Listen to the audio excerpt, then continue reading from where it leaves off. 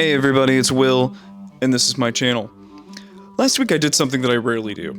I hosted a panel. Not only did I host a panel, but I hosted a panel on a very serious topic, the idea of trans genocide and trans discourse as a whole. There were many things that I liked about this panel and how I moderated. I think I gave everyone a good amount of time to speak, and I learned quickly to not quell the natural conversation that was flowing.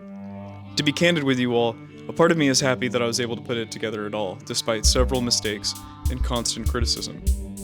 Speaking of criticism, this panel, while pretty good, wasn't perfect.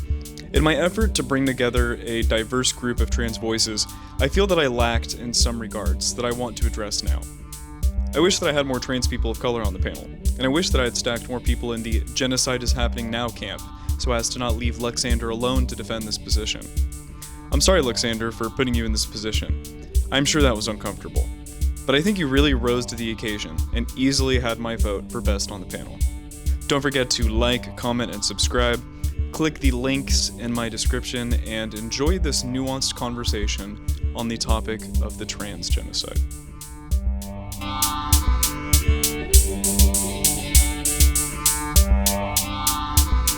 Well, all right, everybody, welcome to the trans genocide panel. It's been something that's been in the works for a couple of weeks, maybe longer than that even. But I think it is an important discussion to have. And I didn't see any kind of discourse, in my opinion, that was taking place on this that was serious. There was some serious discourse taking place, but I think that it was time that we gathered together a group of people to talk about this, and hopefully a nuanced and, really beneficial way to the community. I have an opening prepared that I want to read, and then I'm going to have each of you introduce yourselves, and then I'm going to ask the first question. I've already kind of instructed, this is for the chatters, I've already instructed all the panelists basically on the rules of the panel. Basically, we're trying to do 2-minute openers for each question, and then about a 10-minute back and forth, and we're going to try to make sure that everybody gets a good chunk of the conversation with each question. This opener that I'm going to read is something that everybody on the panel agrees with, and I kind of want this to be the anchor framework that we're going to have the rest of our discussion about. So, everyone here on this panel agrees that trans people face systemic discrimination all over the world. In America, face discrimination all over the world. In America, there are currently several efforts to effectively limit the ability for trans people to receive the healthcare that they need in two of the largest states in our union, Florida and Texas. Trans people suffer from an abnormally high suicide rate, and the most effective ways at lowering these rates is to both make a larger effort to integrate and destigmatize trans people, as well as ensure that they have access to gender-affirming care, if they so wish to receive it.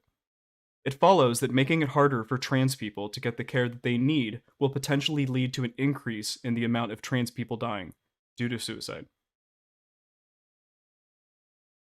The first question that I want to ask, and just feel free and introduce yourselves. And remember, try to keep it to around 2 minutes, okay? I'm going to shut people down if they go too long.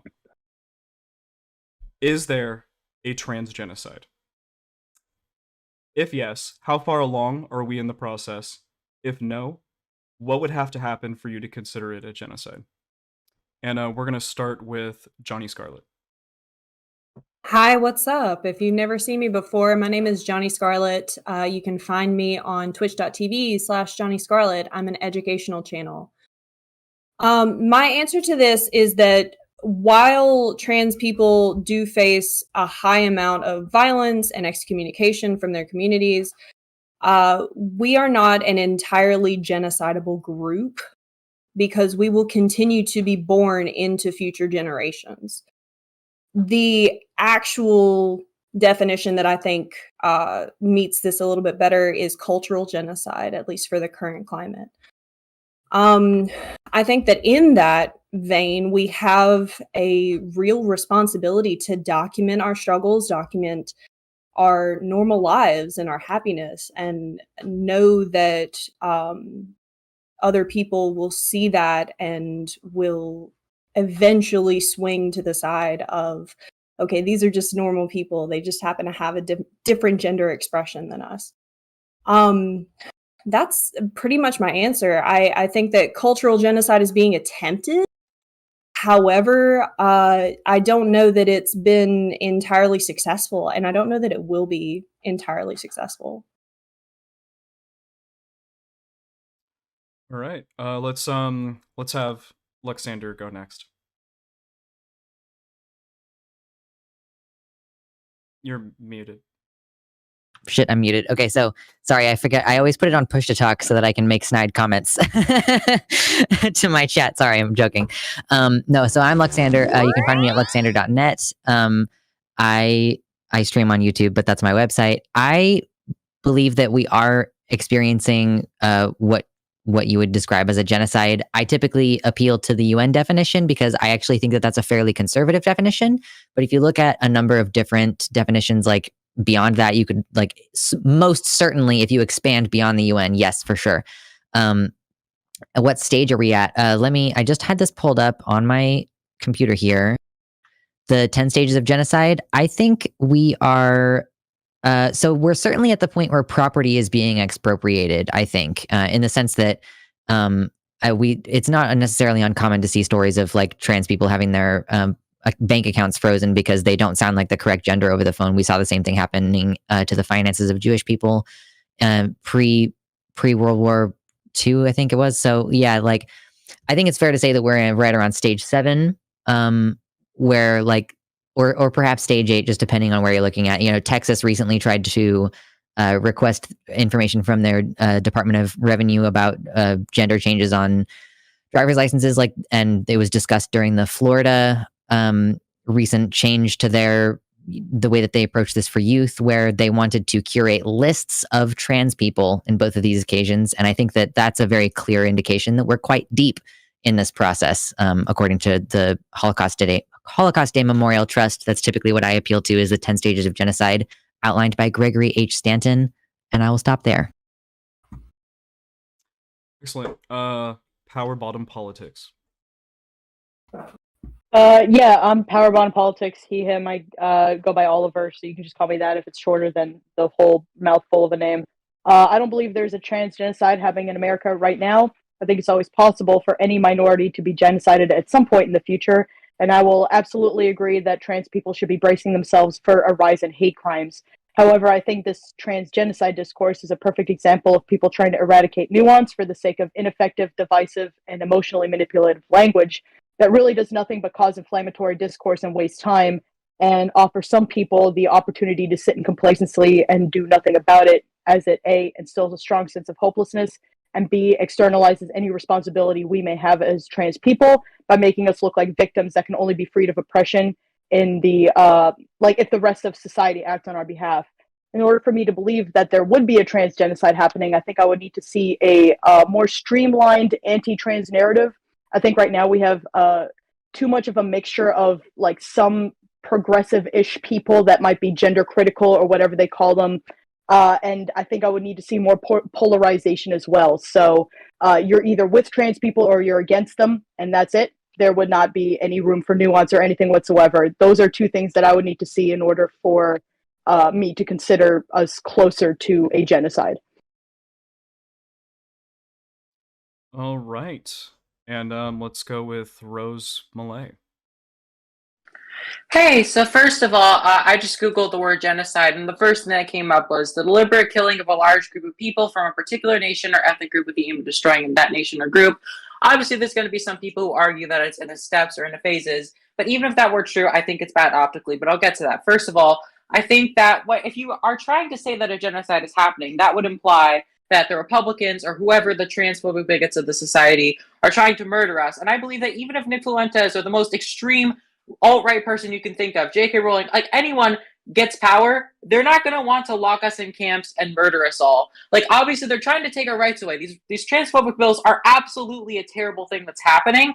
But I feel like when you use the term genocide to describe what's going on, you're losing touch with reality. And like I said, you're going to take any random normie, any random person on the street, and when they hear you say that, they're just going to ignore everything else you're saying. They're going to be like, oh, I can discard this. When there's actually real things going on. There's real transphobic bills being passed that we need to focus on. And I think it's a big problem.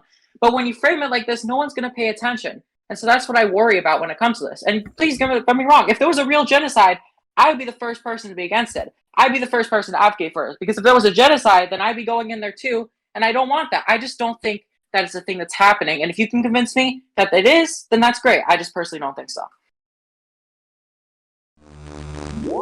All right, let's go with. Do you prefer to go by Brother Malcolm or Sergeant Peppers or? Goddammit, Malcolm is all of my social media. I just like to confuse people. Your turn. Wonderful. I'm Goddammit Malcolm. I'm a trans guy. I stream trans stuff from like a trans masculine perspective because there's like 3 of us. So I try and capitalize on that and use my minority oppression points to capitalize on that market. I think as far as trans genocide is concerned, I think that it's a little bit more like muddy than a yes or no answer to a question. I think that there are certain criteria of the 10 stages of genocide that are applicable in certain states. And I think that there are some that are not necessarily in chronological order. Like, for example, if I'm looking at this list, I don't think that we really hit the idea of symbolization because, like, yeah, we kind of identify ourselves with, trans symbolism, but I don't think that the government is like, hey, we're going to stamp, a little trans flag on your passport. So, we know that you're trans. I guess you could argue I can get that one later. I just want to say we'll talk about that later. Shut the fuck up. No, I'm just kidding. The only thing that I can think of that can be like comparable to that would be like an X on a gender marker, like a passport or anything like that, but that's opt-in, so I think that gets a little bit hairy. I think overall there's probably like 5 out of 10 that I would accept that would be classified as happening, but only in certain states. I'm pretty careful when I use the term genocide because it is really Holocaust-esque and it invokes like a certain level of severity and seriousness that I don't think that we've quite approached yet, but I think that if unchecked, we will rapidly approach and probably approach and cross that threshold a lot sooner than we think. And that's it. Nice. And last but not least, Sonia. Hello. So I think that it could be argued that there is a genocide going on in certain states. There are enough qualifiers to say that, and in certain red states in particular, as well as in England. But overall, I would say it's something that there's still you could split a lot of hairs on it, and there isn't enough information to really put it in a definitive, it is a genocide in a way that would be convincing to a large number of people. And one of the problems that I find with this discourse that's currently going on is it is effectively trying to hinge everything on the semantics of whether or not we should use one particular word to describe what's going on with us. And it's being used or utilized or weaponized as sort of like a political foil to say who is a good person and who is a bad person. If you agree that it's a genocide, you're a good person. If you don't agree that it's a genocide, you're a bad person. And the problem with that is as Malcolm stated, it's lacking in any kind of and Rose stated, it's lacking in any kind of nuance, and it is creating this sort of unnecessary division. A lot of the people who don't agree that this is a genocide that's going on do agree that all of these conditions that we're facing are extremely atrocious and need to be addressed immediately. So it doesn't mean anything about whether or not your views are correct if you disagree with the word genocide to describe this. And so that's sort of the position I'm taking, is that really it doesn't matter what we call it. What matters is whether or not we can call out these individual issues that we're facing and get attention on them and focus addressing those issues. And I'd like to also remind everybody here that there's none of us here have the ability to authoritatively state correctly that it is a genocide. Like, there's no way for us to effectively do that authoritatively. It's all layperson versus layperson here. So everybody here has just as much authority as the other person. And so that's why I think it's really important to focus on the issues and not sit there and try to decide, okay, are we using the correct word to describe this situation? Based. Denying. Oh, sorry. Will, you're Sorry, muted, I bud. can't hear you. Will. Muted. Sorry about that. Hey, Denying. Do you have your answers to the questions open? And I guess I could run through it if you want me to. Yeah, I'm actually gonna have Denying chime in here too. So Denying is kind of like my co-moderator, but I'm kind of curious what his take is on it, because he he does a lot of research on genocide. He has I mean, I don't actually need to describe your title. Why don't you just say it for us?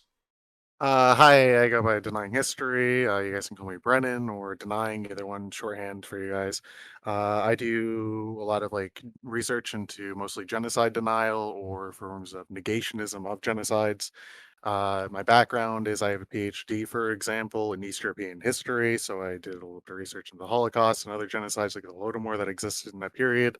Um, but like, kind of, I guess to answer the question is a lot of whether or not something is genocide or is not genocide depends on whether or not you're employing a legal or sociological definition. For example, it has its origins with the legal background, with Lemkin proposing it back in 1943 and being published in 44. And then also from then on, it became the legal definition that exists now in 48 with the UN definition.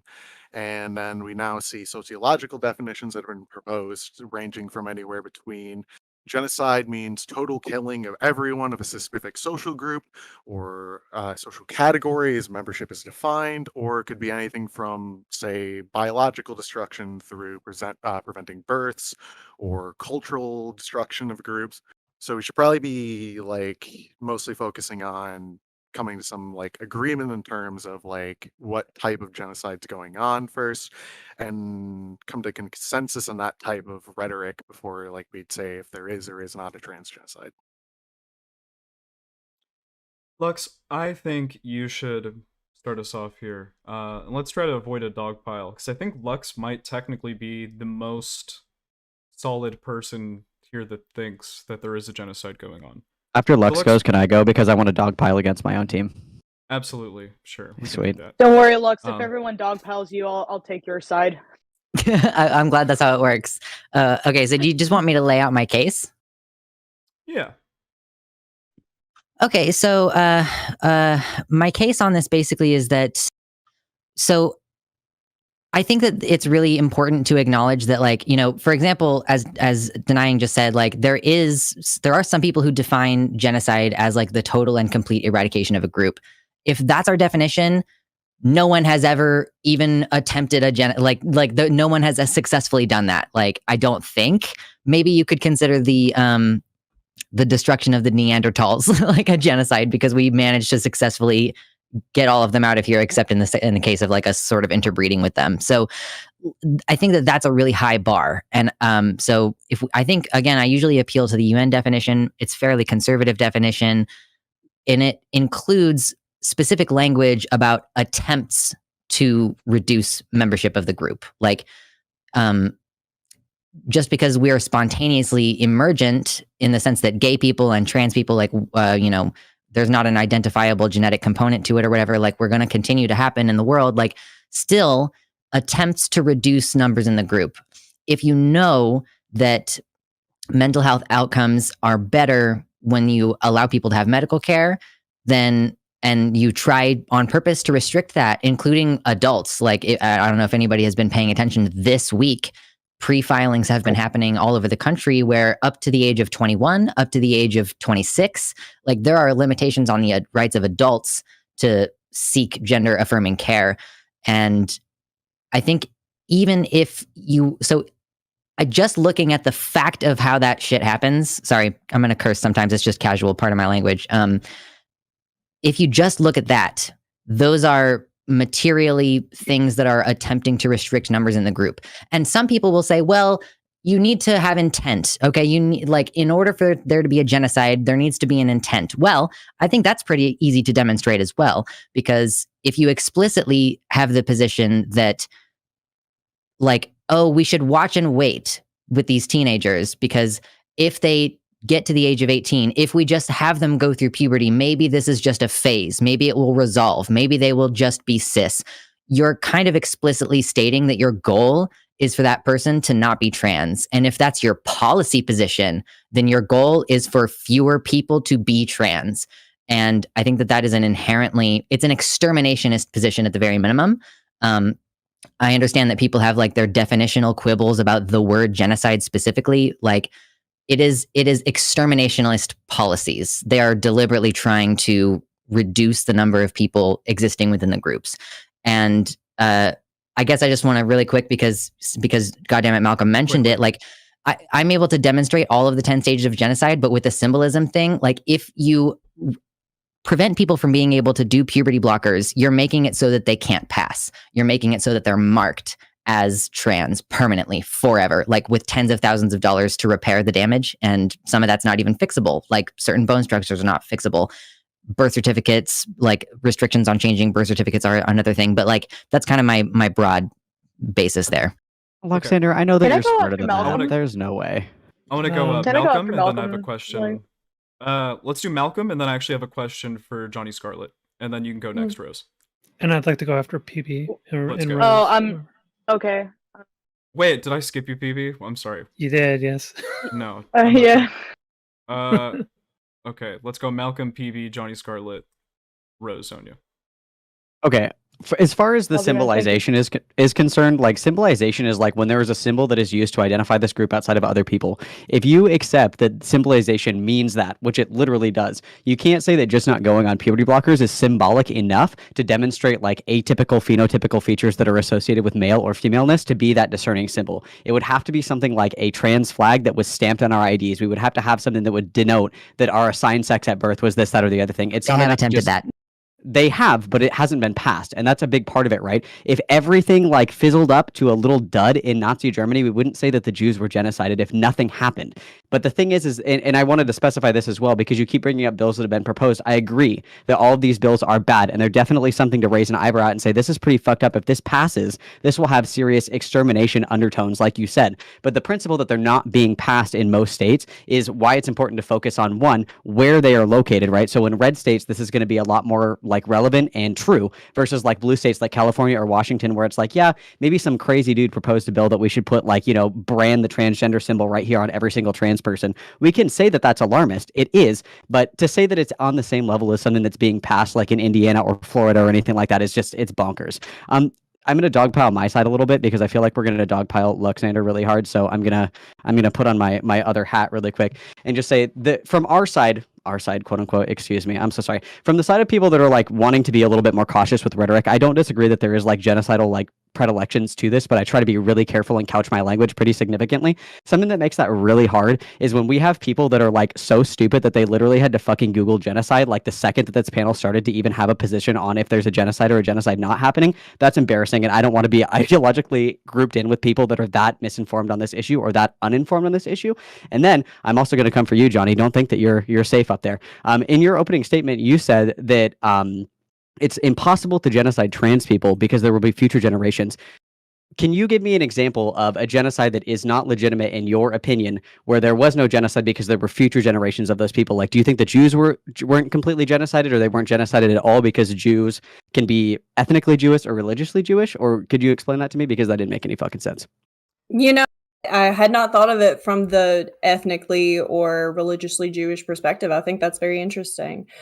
However, I am saying that we are going to continue to be born into future generations.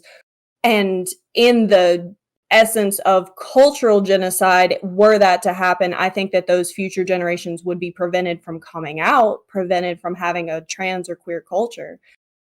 Is the word queer okay here? Yeah. Yeah? Cool. Okay. Please do. Sweet. Okay. Preventing from having a queer culture, I think that is more of the issue that would be really specific to this particular situation. For sure. I'm not going to cut anybody off, but it sounds like you're conflating like extinction of like a group of people versus genocide, and those aren't really like equal. But sorry, I'm done now. I'm done being mean. Sorry. I was just Lux, I was mainly going to ask you, and sorry, this is my first panel ever, so I've forgotten some of your points, but one thing that stuck out to me that you said was about the medical discrimination. I'll definitely agree that the medical discrimination for trans people can be like a little bit worrying. Like Malcolm said, like some of the fact that a lot of the bills have not passed is definitely like a little hope.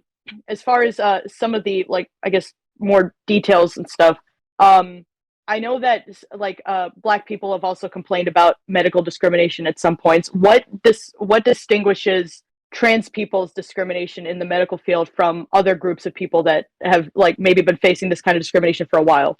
What makes us genocidal versus like what makes us like potential for genocide versus not them? Lux, answer in like 1 minute, okay?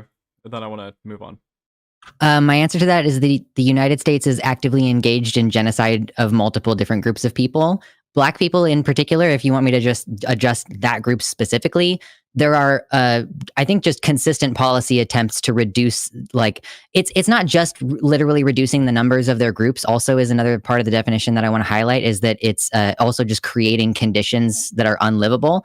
So like if you create conditions where they're forced to commit crimes in order to survive because they're underemployed, like because there aren't any, like whatever, like it's a number of different facets. Black people have gone into this in depth or whatever, but like, I think that it's clear if you like using the same like itinerary, like definition that I use for genocide for trans people. Yeah. The United States actively is trying to suppress the number of Black people, or at least suppress like their quality of life to such a degree that they don't have opportunities and they're never able to like grow out. Like, I think that there is a certain amount of like deliberate policy population control toward them, like Right, and but Native that would, Americans, like, like both. you would need to have some intent in there, right? Though, because like you know, you can pass laws that systemically discriminate against somebody without the intent of like trying to eradicate them. It might be like a byproduct or something, right? So you would have to like be able to ascribe intent to the like reducing of the number of Black people in this country as well, right? I mean, do you need it caught on tape, or is like enough decades of consistent policy enough proof that I think like for the current day, that there is like drive behind those things? I think for the like why are they doing it? I think for the current day, you would definitely need to see some intent. Obviously, systemic discrimination could come from historical standpoints, in which case, like I could see your point in that. But again, like I mean, a big part of genocide is the intent part. So in order to call it a genocide versus just systemic discrimination, you would have to tell me what is different between how trans people are being medically discriminated against versus Black people. Or if you want to call them both genocide without intent. Alrighty.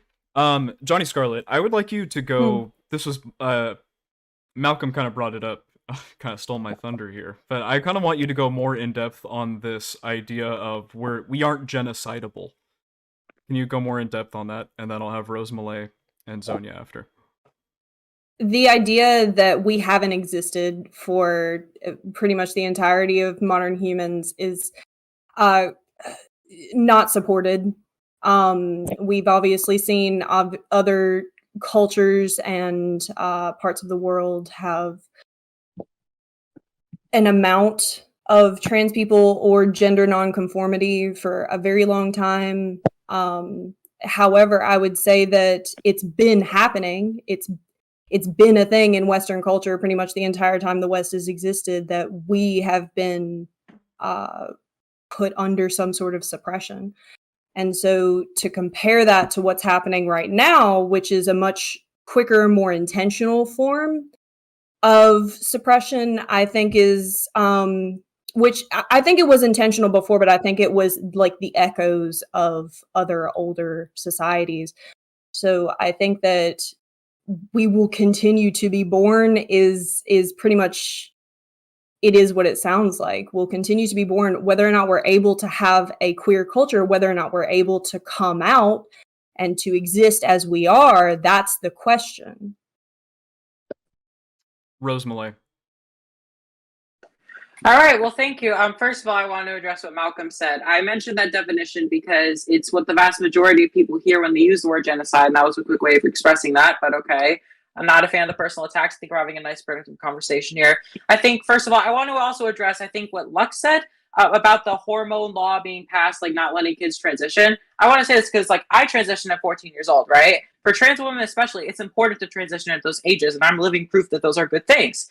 That being said, I still think it's dishonest to call that a genocide. Something can be bad without us using extreme buzzwords to try to exaggerate an action that we disagree with. These laws don't have genocidal intent. In their eyes, they think they're protecting children from what they see as irreversible harm. Now, obviously, they're wrong, and those bans will only lead to trans people being hurt, but it doesn't mean that they want to like get rid of us or say trans people. I'm sure there's some people out there who don't like trans people, but they don't want to see us being killed, right? And also, I watched Lux's video a few weeks ago. Now it's not fresh in my mind.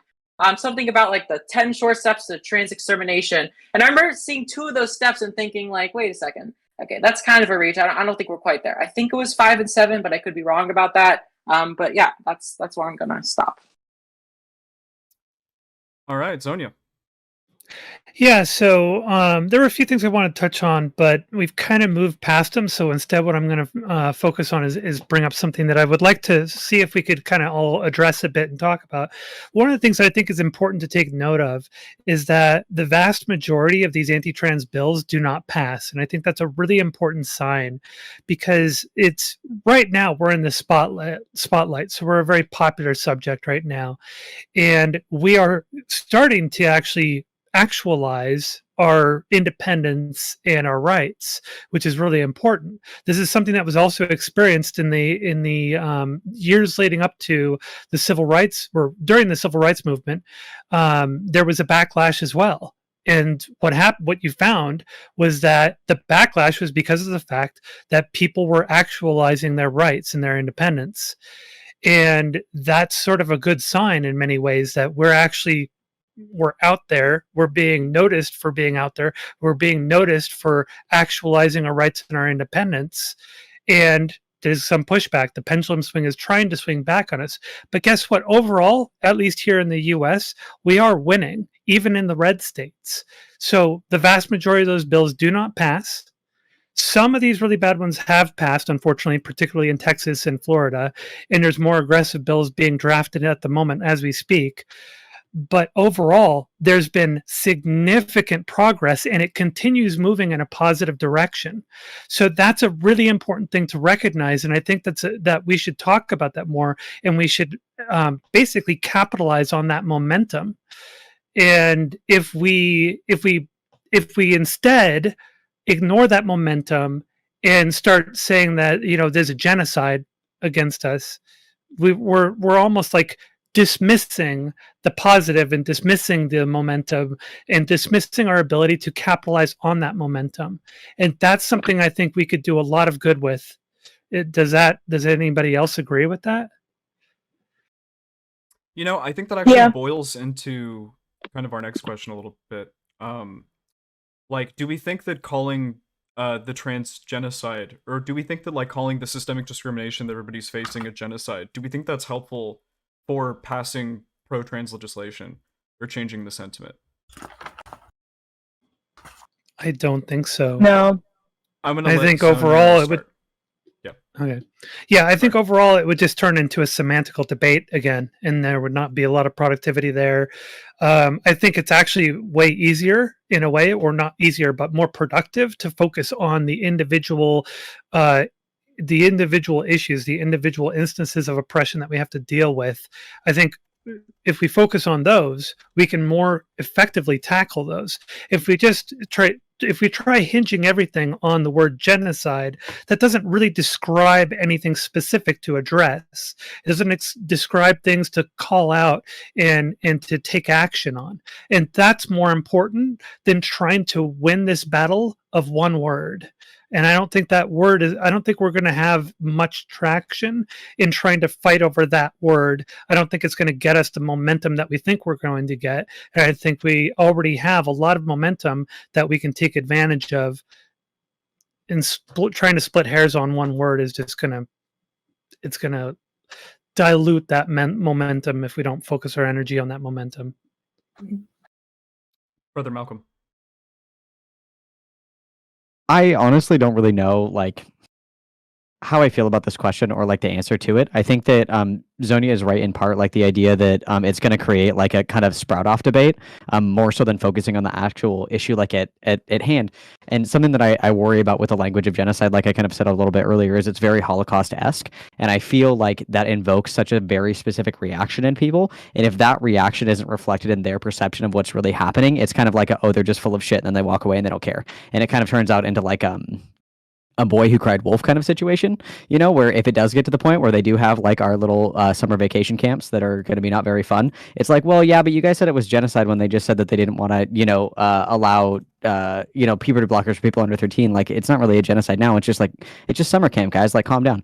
I think that can be an issue. Like, I'm kind of looking right down the middle, and I see like the utility of saying like using alarmist rhetoric can help kind of that back push, like that quote unquote blue wave that might help damper a lot of this legislation. But I don't think genocide is the word that's going to do that. I think it's only going to cause like the boy who cried wolf syndrome, and then just the way that it invokes such a very specific type of crime.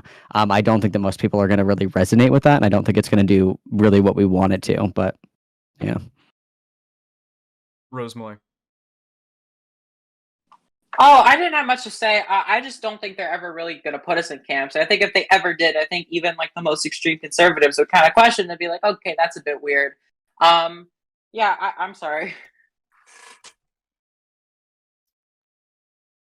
All right. Power bottom politics. I think the trans genocide discourse. First of all, I don't know how.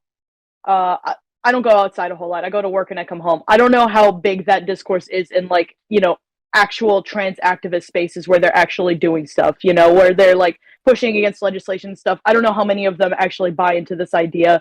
So I know that it's more of like an online thing in the first place. So I don't know if right now the impact of this discourse is even that severe. But I will say that it is a bit frustrating that there's such a rift happening where it's like, I guess in some way I just see it as like a bit of a waste of time, where it's like, any of our energy that we could be putting towards proving that it is a genocide, we could be putting towards preventing it from getting past stage 4, if we are even at stage 4. You know what I mean? We don't need to be necessarily talking about it. I know that's ironic coming from me, who's on a panel about this, but I think in general, our energies would be better used focusing on preventing it from getting any worse than it possibly already is, with the amount of hateful language and that kind of stuff coming from conservative pundits when it comes to trans people. I just think that we should be spending more of our time talking about solutions and less of our time talking about tone policing people and trying to get them to admit that it's a genocide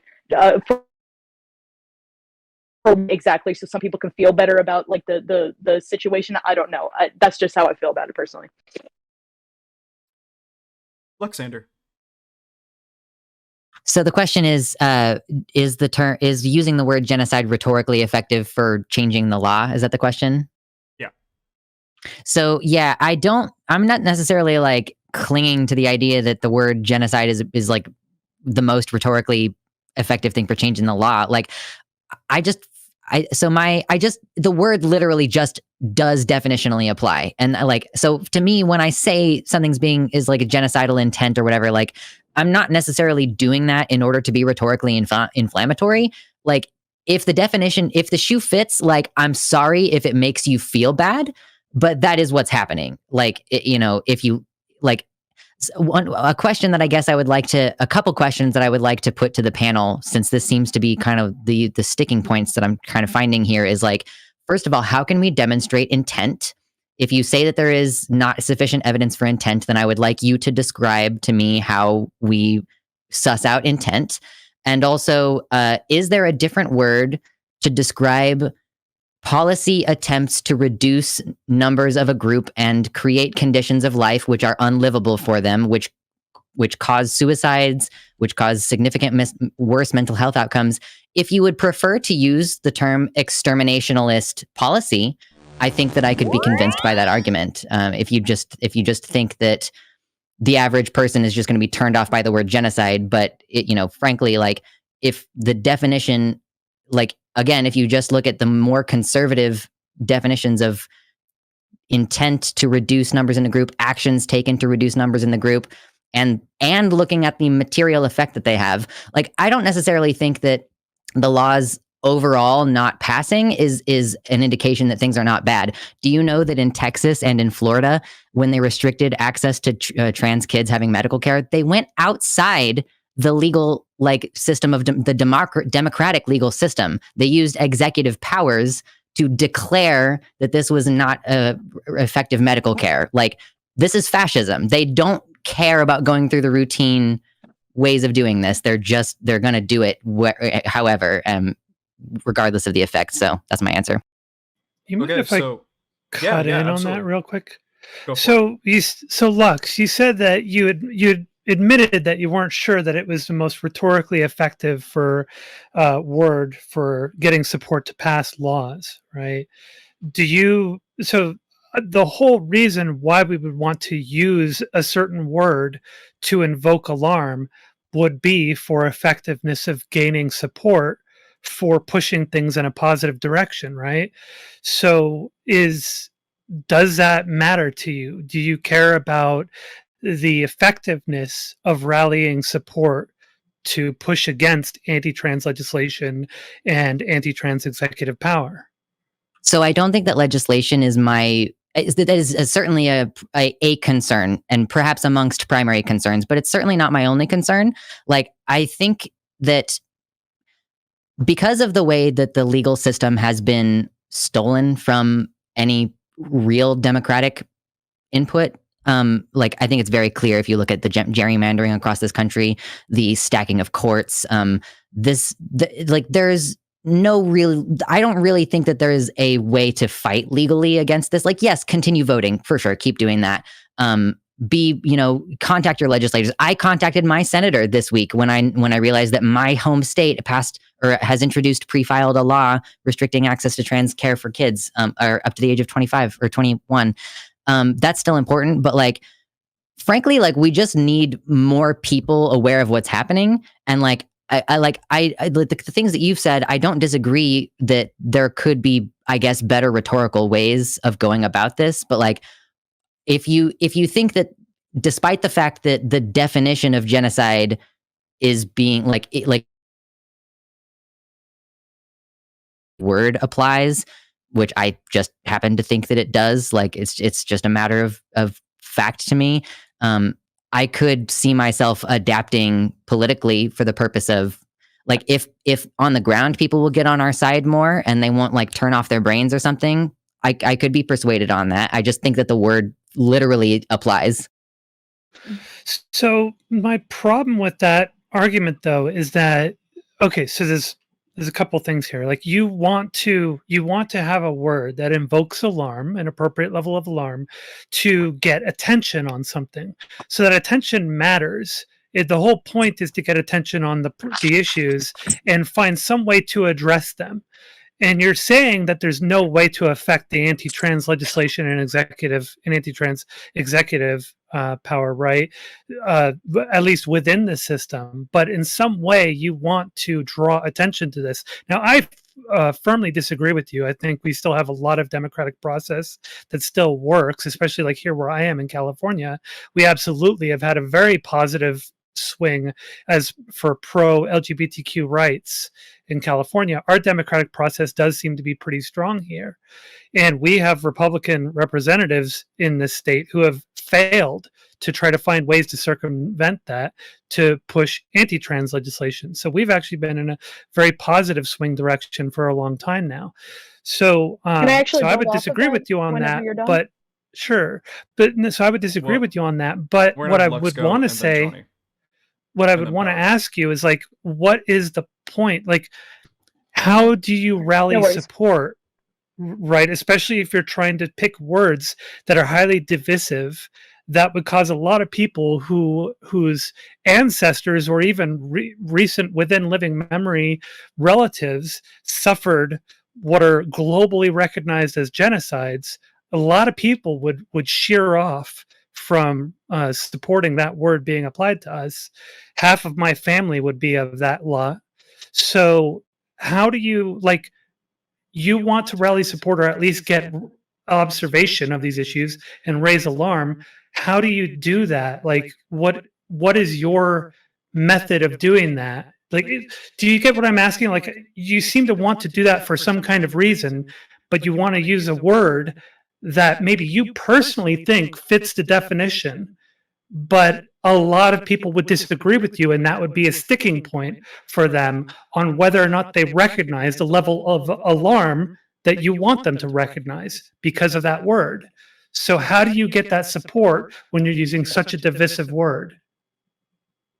I would first like to say that I really don't think that Republicans in your great state of California feel very well represented. I have seen them talking about it. I, as a Democrat in Kansas, am not very well represented, and that might be a reason why so many people like you and I go to California. So I don't really think that California is a great representation of like the success of democracy.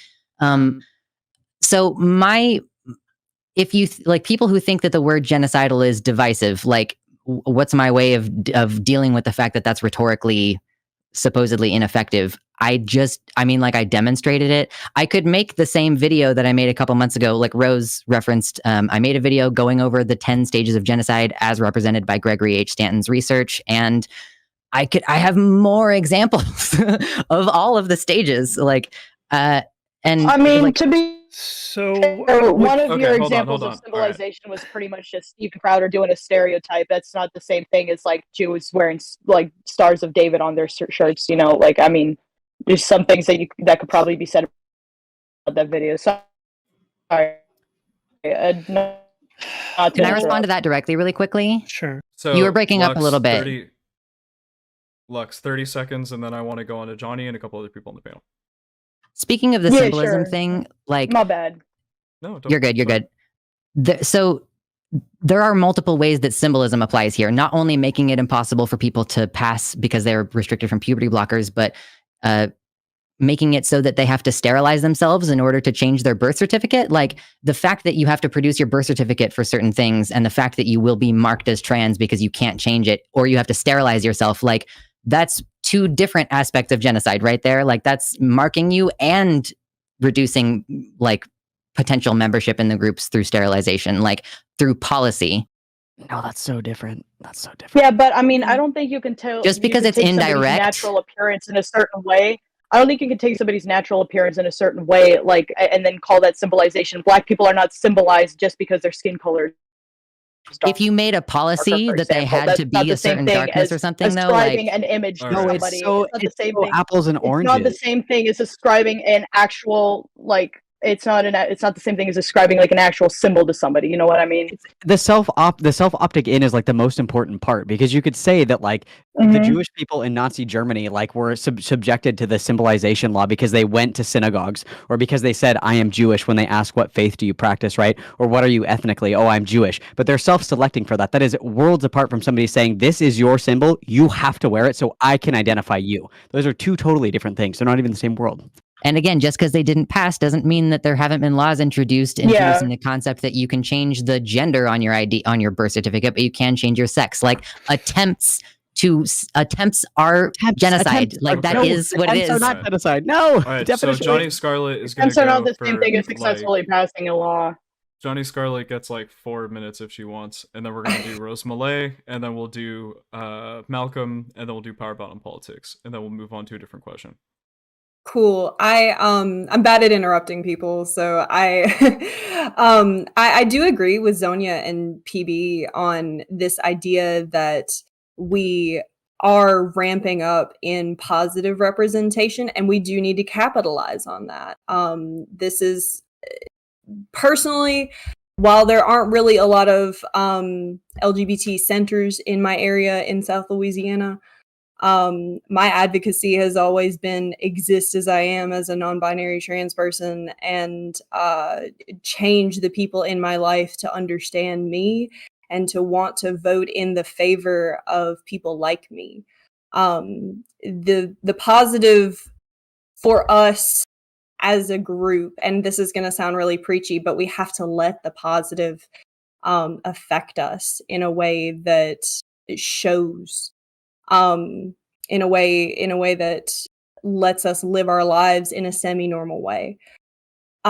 We have a lot of evidence on this panel, and I think that Lux has made a really compelling argument for the stages of genocide, applying to certain states in America. However, I don't necessarily think that this is going to pass in a way. With all of the positive representation that's going on, I have a lot of hope.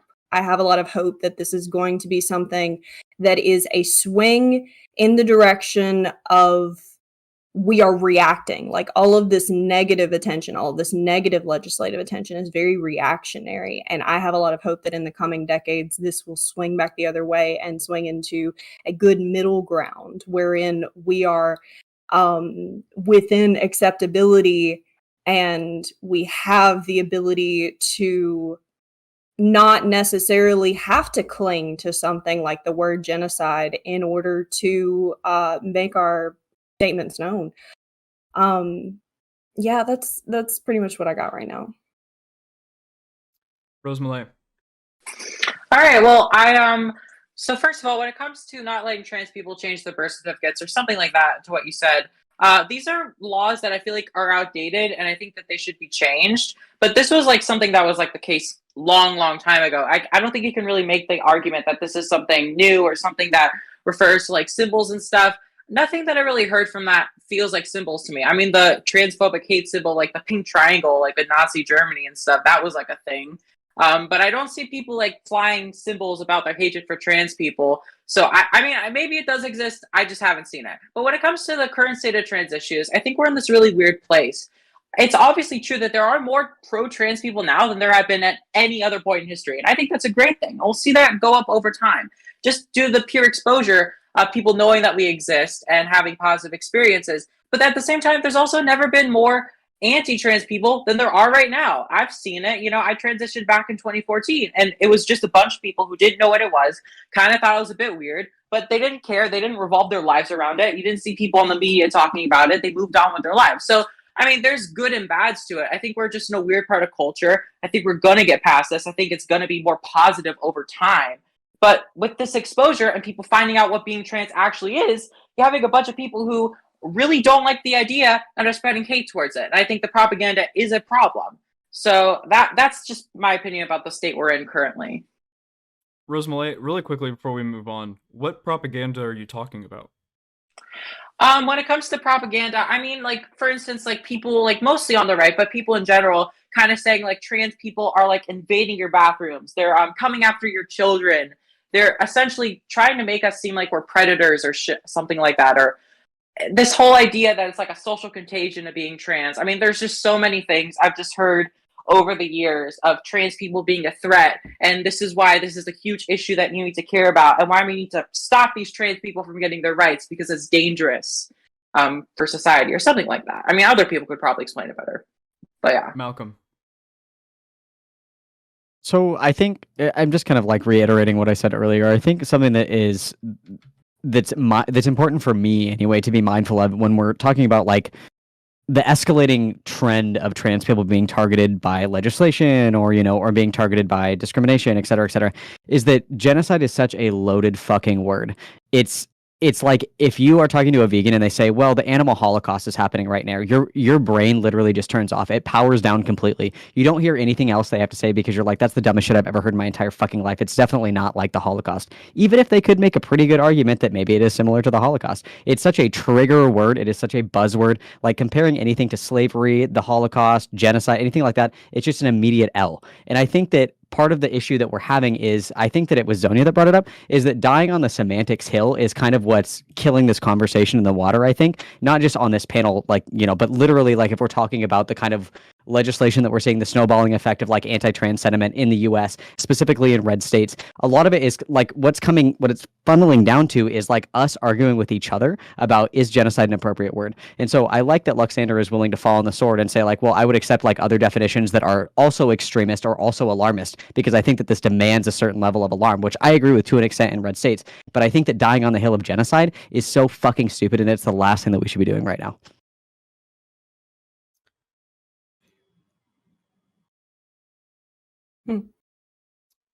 I didn't know if you expected me to jump in, Will. No, I'm trying to think about is just. So here's a good question for the panel. What do we think is the most effective praxis for passing pro-trans legislation? Actually doing shit. Sorry. Local direct action, baby. Let's go. Yeah. Let's start on the panel, both honestly. I'm really curious. Start with Zonia. Yeah, both a combination of direct action as well as like just grassroots. There's a lot of attention we can bring to a lot of these bills that come up.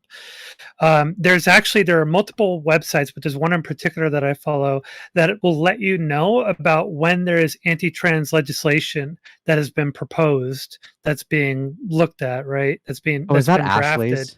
That's Ashley's, isn't Yeah. it? Wait, can you link trans that? document? And yeah, and you can go through. I'll link it at the end of the panel. I'll pop it into our group chat. But yeah, you can look at that. You can draw attention to it. I've actually covered it on my streams multiple times before. You can get people in those states to take action. There are LGBTQ organizations like here where I live. We've got an LGBTQ organization here in my town, and when these kinds of things come up, they are looking for people to help bring the word out, to get attention to it, to spread it around, share it on social media, share it to your relatives that are in the state, share it around, and as well as to go and protest these things, to call up the legislators and say, I'm one of your constituents, do not vote for this bill, or vice versa when it comes to pro LGBTQ and pro trans bills. And that kind of stuff actually does have the ability to affect change. So I think that's a really important thing to do, is to get that kind of attention on. Even though a lot of our politicians or representatives are corrupt, the reality is, if their constituents are angry with them and call them up and fill up their emails and such, they will cave to the constituents eventually.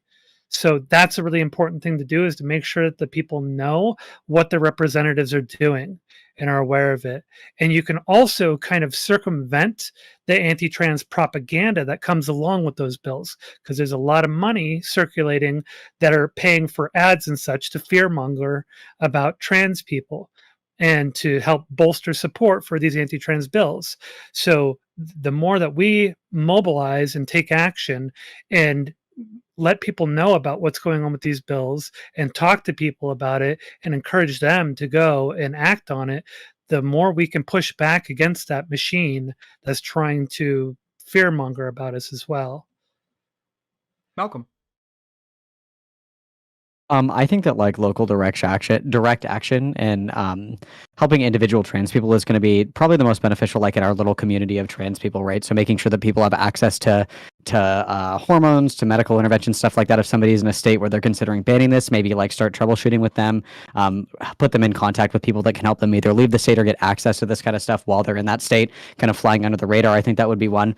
Something that I think is important, and this is just me, obviously, from my perspective, I think that humanizing ourselves to people that don't like us is something that's really powerful as well. As somebody who has like a ton of conservative family who grew up with very conservative people, like incredibly conservative people, something that goes a really long way in kind of reaching across the aisle and getting even like the most hardcore conservative people to kind of humanize and see trans people as not like this, hypothetical boogeyman that's waiting in the bathroom to attack their wives and children. Is just kind of humanizing yourself to these people and making sure that like in real life you're building these connections. It's pretty hard to do online, when all we do is like cuss each other out and tell each other to unalive each other in video games. And, it's very heated. It's very spicy. It's very toxic. But in real life, if you're able to build those bridges, those connections are invaluable. And that is how you change people's minds and opinions and perspectives on trans people in America. And I'm not saying just like go to like a Klan rally and be like, what's up, guys? I'm trans and I'm actually pretty cool. Like, I'm not saying that. I'm saying like in your local communities, in your local, if you go to the bar and there's like some dude in a Trump hat and you strike up a conversation, he's just sitting there and it's like, oh, by the way, I'm trans. He's like, what? Didn't see you fuck a single kid in this bar and you're trans. You're kidding. No way. That's awesome. I had no idea that there were no kid fucking trans people. You would be amazed at how bad people's perceptions are of trans people. And doing that and humanizing yourself is so important. I would say that that's probably one of the most important things in my opinion. Rose. Hey, so obviously I think we need more awareness about anti-trans laws and to get people to care. But one thing that I think is really important, like we just need those positive media examples. I mean, if you really think about this, the vast majority of people, I forget the percentage, but it was a study some years ago. The vast majority of people don't know any trans people in their life. And if they did, the chances are they'd much be more likely to accept them because it's humanizing. That's someone you know. That's someone you care about. This isn't just some boogeyman on the media. This is like real people we're talking about here. So when most people see trans people, they just see what they see in the media. And what do they see? They see a bunch of crazy people on Twitter saying all this wacky stuff about, I don't want to say specifically, but like extreme stuff that to the average person is kind of crazy. And they don't take us seriously for that. I think we have a huge problem when some of the most famous people online when it comes to trans people are people like Chris Chan or Jessica Yaniv. And there's tons of people who see people like that and then think that every trans person is like that, when obviously that's not the case, because there's people who want to take those people and make it seem like that is the image of trans people. They want to make that the image of trans people because they don't like us. So they need to see that trans people are just normal. They need to see people who are just the gender that they are, and that's all they are, and are just essentially women, men.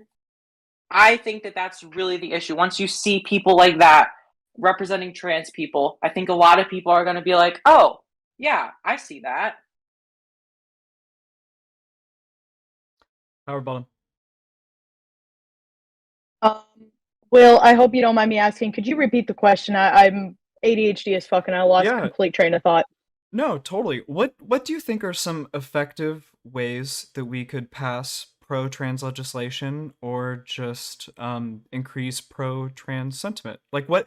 Because clearly what I'm hearing from the panel, right, is that discussing whether or not there's a genocide or not is not really effective at doing what we want to actually have happen.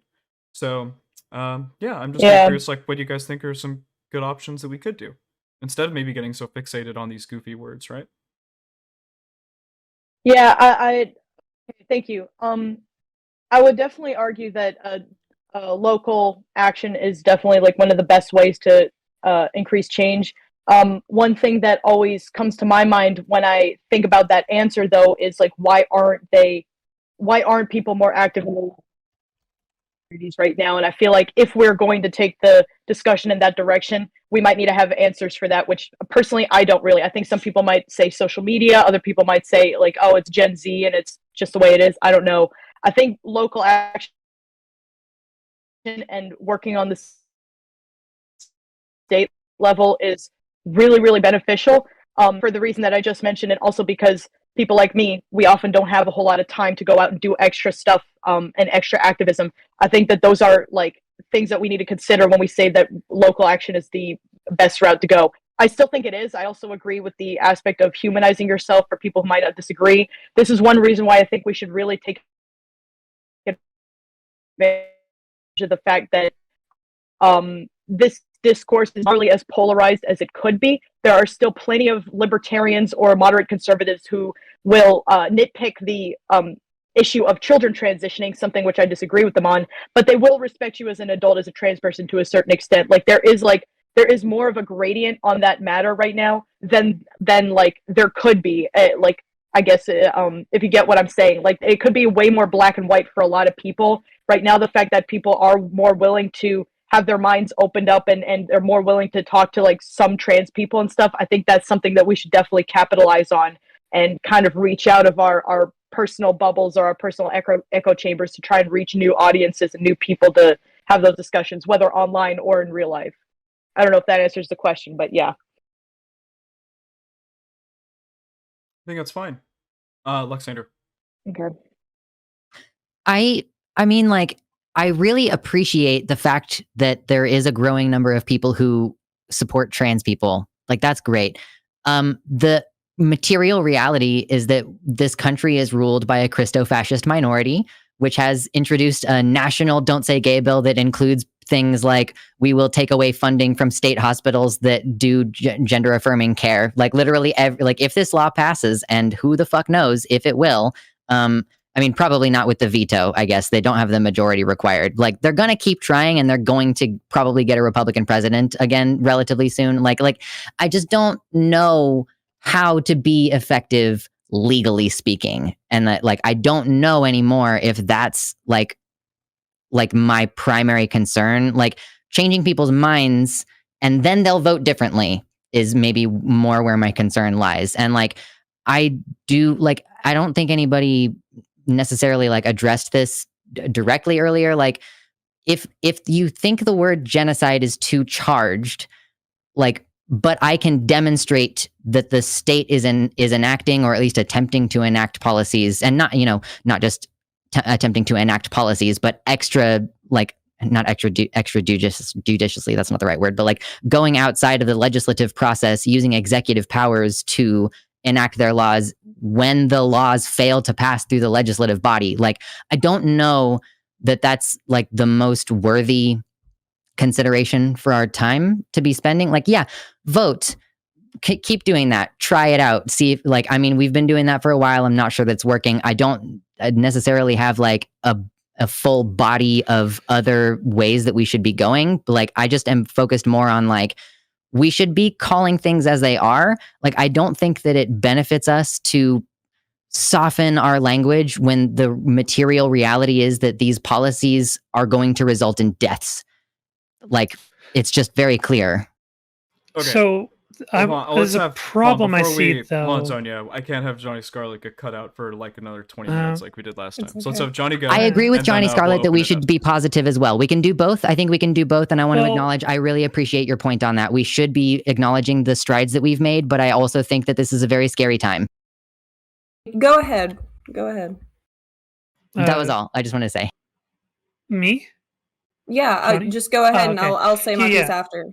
Yeah, so so I would say, like, Lux, multiple people have stated that like voting isn't what they're talking about. They're talking about direct action. They're talking about protesting, pushing back against legislators, calling legislators, harassing them to let them know, don't vote on this. And there's more than just voting. Like, a lot of people, I think, kind of boil things down to voting, but voting only happens at certain intervals, right? Voting is like a fraction of the power that you have as a citizen of a democracy, right? There's so much more to it than voting. Voting is a tiny, tiny, tiny fraction. So, like, what we're talking about here is we're talking about actually utilizing our voices, utilizing our bodies, taking action, pushing back, telling our representatives who are supposed to represent us, hey, fuck you, asshole, don't vote on this thing. You report to me, motherfucker. I pay your fucking bill, your tax. I pay taxes for your ass.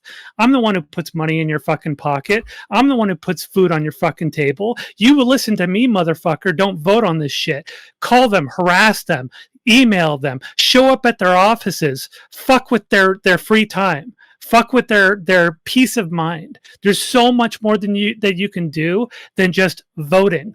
And so this whole thing of like boiling everything down to voting is like this ridiculous thing that both like, more sort of the, anti-establishment types do, as well as the pro-establishment types do. They're like, voting is so important. Yeah, voting is important, but voting is still a fraction of what you do when you are a member of a democracy.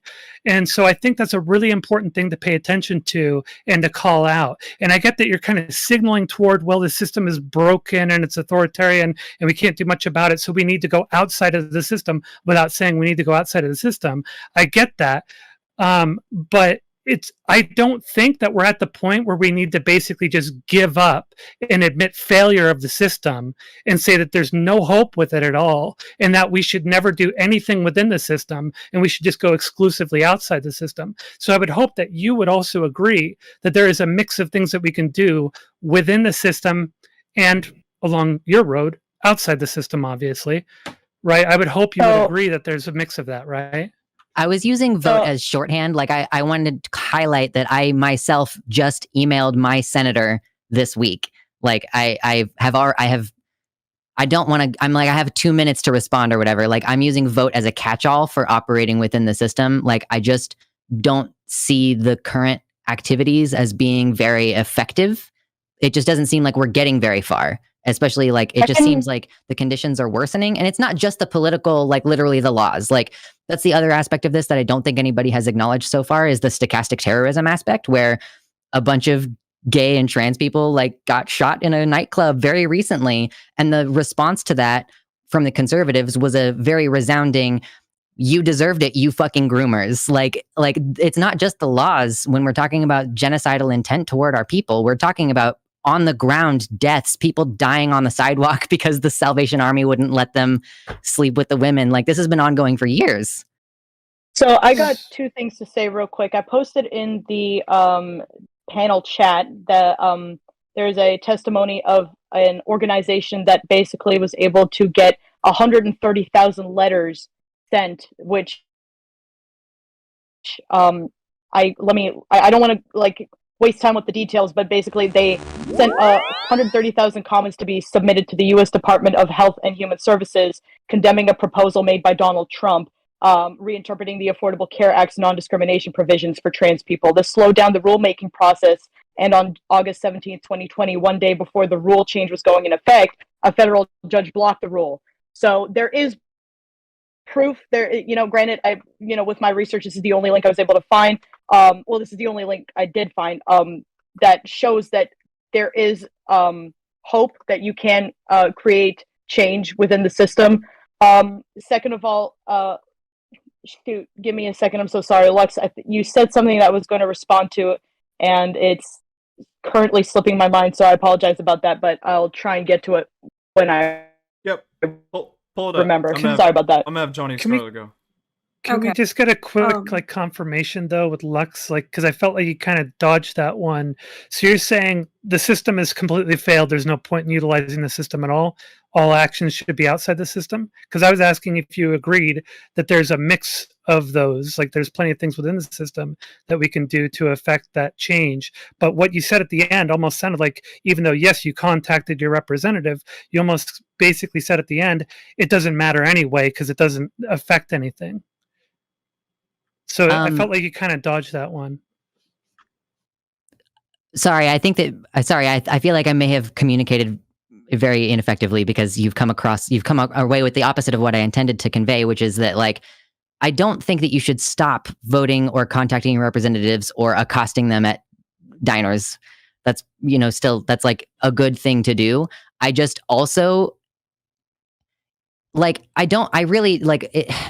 comparing our struggle to the civil rights struggle is like gauche. Like realistically, how many years have Black people been trying to get the government to stop killing their people on the street, Judge Dredd style, and yet it's still happening. Like how much observable history needs to continue in this system before we acknowledge that it isn't working? I just don't think that if truly the overall sentiment across our country is overwhelmingly trans positive or queer positive or whatever, that's really not being reflected by our government. Do you think that the positive sentiment amongst the populace is being accurately reflected by our representatives? I don't think a few legislations is enough. I don't think a few anti-trans legislations is enough to say that the entire How many laws need to be introduced Sonia. before it's a problem? Well, I think it depends on your representatives, right? So it's going to be state by state, here in in California, every example. It's going to be state by state in almost every example. So that's the problem. You can't say across the country. Now it's a mix. But anyway, sorry for interrupting you twice, Johnny. I really apologize. I just really wanted to kind of firm that one up. It's okay. Something that I've been struggling with personally and that I would like to do more advocacy for is the fact that I've been trying to get on testosterone for approximately 2 years. I live in Louisiana. Most of my chatters know that, so not doxing myself or anything. But as far as I can tell, the sentiment in Louisiana is not widely political. It is something that has more to do with the attitude of actual healthcare providers. This is a real problem for me personally, because I don't just consider myself non-binary. I consider myself non-binary trans. I would like to transition into a more masculine body. And I would like to have more of a discourse with more healthcare providers and help them become more educated, not just about how to treat trans patients when and if they come up, but how to actually know that someone is serious about this and to take them seriously. I'm not entirely sure how to do that. This is something that it's a journey I'm going to be on for a little while now, and I have considered moving outside the state in order to rectify it for myself, but that doesn't change anything on the grassroots arena. And I want to echo Malcolm there, the ability to actually change the real tangible lives of trans people and queer people is primarily grassroots. It involves how the ordinary people treat us, not just how our senators treat us. What I'm curious about is if we use the term genocide, does it really, at the end of the day, change our praxis? Because to me, I guess what I'm kind of hearing, I guess, from Luxander is that if we're in the state of a genocide, that means that there are different actions that maybe we can take versus if we're not in the middle of a genocide. Is that I think true? it changes. I don't What's think that? it changes a lot of praxis to use a specific word. If we're all of the opinion and of the experience that we are actually going through the inability to get health care and the inability to get mental health care, the actual pathway to changing that doesn't really, it's not affected by the semantics, in my opinion. Like, if I say trans people are currently undergoing a genocide right now, does that, what actions am I allowed to take to now stop the trans genocide? Yeah, do I finally get to shoot Anyone people can. now? I'm curious. Yeah, I mean, it I totally don't think depends it on if you does. actually believe it or if you're LARPing about it. Yeah, It like demands I a certain level of action, I think, where if the words that we use like are semantic and important at the same time. And I think it's really interesting because for a really long time we were all kind of, at least as people on the left, I assume that everybody here is like somewhat on the left. The idea of kind of using different language to describe certain kinds of oppression that people face, like for example, racism versus systemic racism versus microaggressions.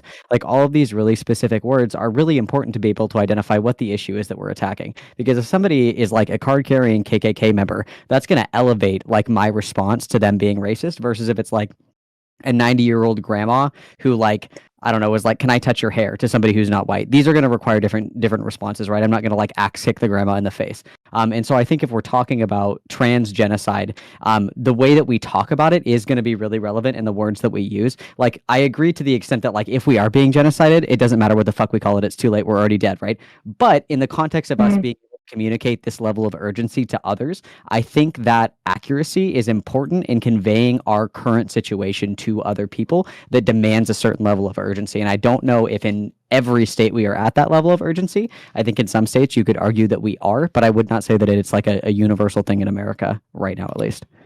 So I know, like, what I would I would- say if, sorry, I know I've been dominating Power bottom the next. It's all good. conversation. Yeah, shut the fuck up, Sonia.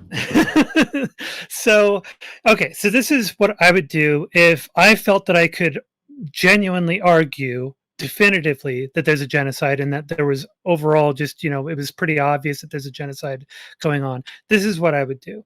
I would be going to places like Human Rights Watch and I would be petitioning them and saying, look, we need people to speak out to other countries and to the UN about this genocide being enacted by the US against the trans population, because that's how the origin of the term genocide started.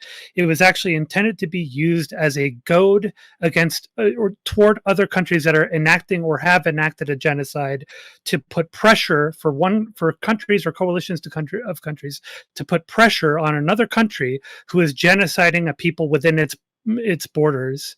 And so the weight of that word motivates coalitions of countries to take that kind of action and put pressure on another country to say, for instance, because Human Rights Watch was petitioning the UN to get them to amend Article 2 to recognize what China is doing to the Uyghurs as a genocide. And so that's what these organizations do. They go and they petition the UN and other country coalitions, as well as individual countries, and petition them to say, we think that this is a genocide and that you should recognize it. Multiple countries stood up and recognized what China was doing as a genocide targeting the Uyghur people. The UN did not recognize it, but many other countries did. So that's what these organizations do, and that's what I would do if I felt that I could truly argue that it is definitively a genocide. I would be going and petitioning these human rights organizations to do presentations in other countries, before our country representatives and before country coalitions, to get various countries to recognize what the US is doing as a genocide targeting us. That's what I would do. Let's have Power Bottom go. I'm curious if who else on the panel has an opinion. Everybody? I see Rose raising her hand. All right. Power Bottom, go. Yeah, I don't think the genocide rhetoric is very effective. I think we should also talk about how the government is able to restrict an individual's access to medical help is really scary, even for cis people. I don't think that you need to completely abandon the concerns regarding like medical discrimination for trans people. I think that this could possibly be a very effective narrative to get cis people on your side. You don't want the government overstepping boundaries, telling you what you can and can't do medically to your body. Ironically, that is a similar thing with the Roe v. Wade decision that happened recently. I think it's to get cis people on your side, especially because you need the majority of people on your side in order to like make any impactful change. You should probably mention that, I think the government's boundaries when it comes to medical decisions should pretty much be to make sure that the doctor doesn't take advantage of you or kill you. If it doesn't actually negatively impact you in any way, and the doctor is not taking advantage of you in any way, I don't think that the government should have very much of a right to tell you what you can and can't do. The fact that they're trying to do that with some of this anti-trans legislation, I think would be a much more effective line of logic to try and get cis people on your side versus using alarmist rhetoric to try and get them to empathize with somebody that they probably don't even know or have never met in their life. If a genocide was happening right now, I would have very few boundaries regarding what to do about that. The thing that I'm always curious about, and I don't necessarily have an answer to this, is why aren't we doing anything about it? If there are people who think there's a genocide happening, and in situations where there have been genocides that have happened, why aren't people doing anything about it? And I feel like that would be a very interesting discussion to have as well. I do want to pitch in on, I guess, like two aspects of this.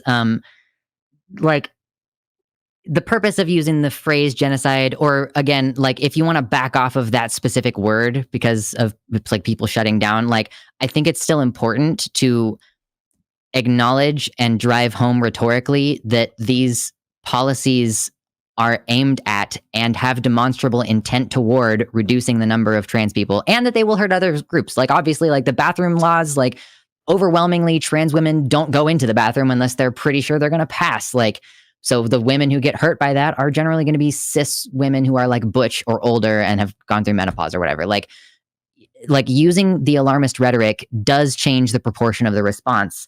And I specifically think that that's important because in the ramp up toward a genocide, there is a tendency toward complacency.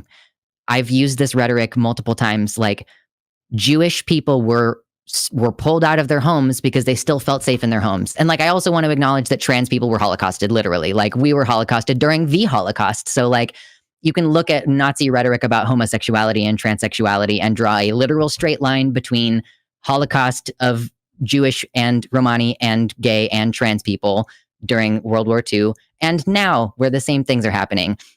I think that especially since Biden has been put into office after Trump, there is an enormous amount of let's go back to brunch type rhetoric. And like, I think that that's dangerous. The moderate is dangerous. We all are familiar with MLK. The moderate is a danger to you. So I do think that, again, like if we think that it's rhetorically like not effective, like I am more on the side of just demonstrating the fact of the matter rather than trying to step down off of the actual danger of the situation and say like, oh, I guess I won't call it genocidal intent. I guess I'll just say they really want there to be no more trans people and they're doing everything they can legislatively and also egging on their constituents to use their Second Amendment rights to protect their kids from groomers. Back against this since you're responding to me, if that's okay with you, Will. Oh, I was trying to address the overall question that Will had put forward of like, what is the rhetorical use? And then like, I guess the second part of the question is like, what is acceptable to do? Like, is that correct? Is that, Will, what your question was? Like the two-parter of like, what do we do if there's a genocide, right? Yeah. Like at that point, like I can't, for TOS reasons, like advocate specifically for a lot of things, like, because I mean, and for me, I'm disabled and I'm trans and I'm gonna just get the fuck out of here. Like, I have a 16-year-old trans brother who lives in Missouri, which is taking a second pass at trying to make it illegal for him to access medical care. Like, because of the fact that I have to consider doing illegal actions in order to maintain his medical care, we have to get the fuck out. So like, what the justifiable actions are against the type of people who are who are supporting the genocidal intent. Like, I can't say that I would do anything against them. I can't say that I would. I think that my instinct is just to leave, and that's my answer to the two-parter.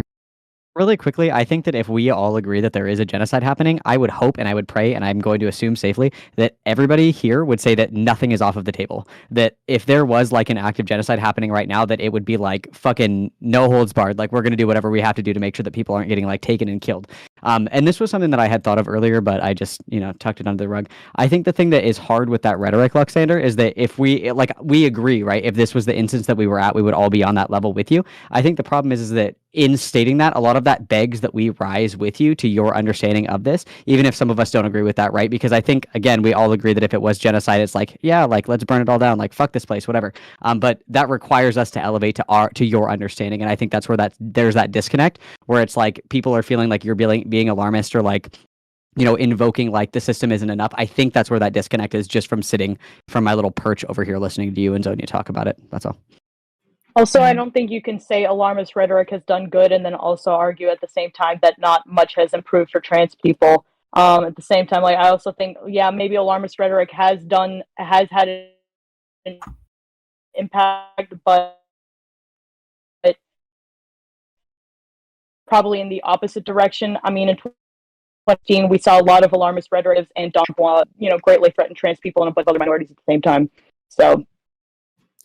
You were kind of breaking up a lot there. I just want to clarify that I don't think I said that, or at least if I did say, I didn't intend for it to come across that I'm saying alarmist rhetoric has done good. What I'm saying is that we are dramatic, like in every instance in which a genocidal intent has occurred, like including in the Nazi Germany, we have not been even remotely alarmist enough. It's impossible to say whether the rhetoric has done good because we're not being alarmist enough in either case. Yeah, I think we should probably why that is, instead of just assuming that it's because we were not freaking out enough. But sorry, go ahead, Zonia. Yeah, I was going to say that I think so you mentioned that if you can say that it's genocide, that changes the proportion of the response. And I get that, what you've been saying. You're saying there are things that you would like to say or could say that you can't say because of TOS issues, and I get that. But I think we all understand what you mean, right? Like, I'm very much a Second Amendment person, right? Even here in liberal California. And I know exactly what I would do, if people were trying to take away my livelihood, right? Obviously, I can't give specifics, TOS. But the problem I see is that there's sort of the problem is that a lot of what you say, it comes off as sort of like giving up, right? If you can't advocate for what you would do, the message that comes out in the clean TOS fashion is the system is broken, it has failed, we just need to give up. There's nothing we can do to solve it. But we want this one magical word that somehow changes things. And there's a problem with that. That doesn't really, that just kind of, like, I get what you're saying about leaving Kansas. I think you said you were in, but not everybody can even leave Kansas. Like, leaving is a luxury in a way, right? Fleeing a state is actually a luxury that a lot of people just don't have. Hailing back to Ben Shapiro saying, just move, right? We don't really have, that isn't the prescription that we can give to people. There has to be other means to solve this problem. And I don't think we're at the point of just giving up entirely and going to, like, resorting to banditry, and everybody pulling together in bandit, camps and stuff like that. I don't think that's realistic. I think that's kind of a cartoonish look of the whole thing. I don't mean to say that your views are cartoonish, but it comes off that way when you don't have anything to offer that is some kind of other prescription to address these issues.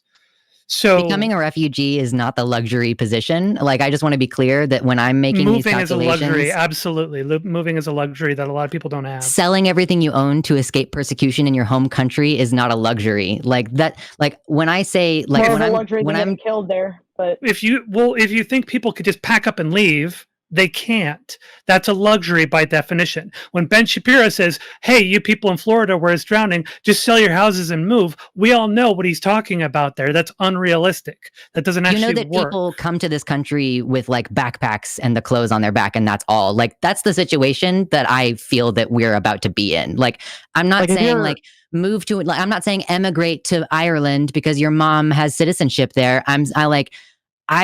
We already have a refugee situation happening in this country. When we're talking about grassroots, like, I agree with you all when you say grassroots, like, we need to actually make change. How about the GoFundMes of families who are fleeing persecution in their home states where their children are threatened to be taken away from them, going to California and Minnesota where there are now sanctuary laws? Like, yeah, it's not every single state, but it is like a problem happening within the entire country. Like, there are sanctuary states for United States refugees within the United States already today as we speak. I would absolutely welcome you here and everybody else here, but the reality is, even though you may make it out, there are a lot of people who won't make it out. There are a lot of people, there are disabled people who have difficulty just getting up and moving. I'm physically disabled. Underground I would have Railroad. difficulty living. So there have to be other options. Like it can't just be flee the red states. There have to be other options than that. Fleeing the red states is unrealistic. Now, some people will be able to flee the red states. Most of those people are people who have some kind of means or have family in other states or people who can assist them, etc.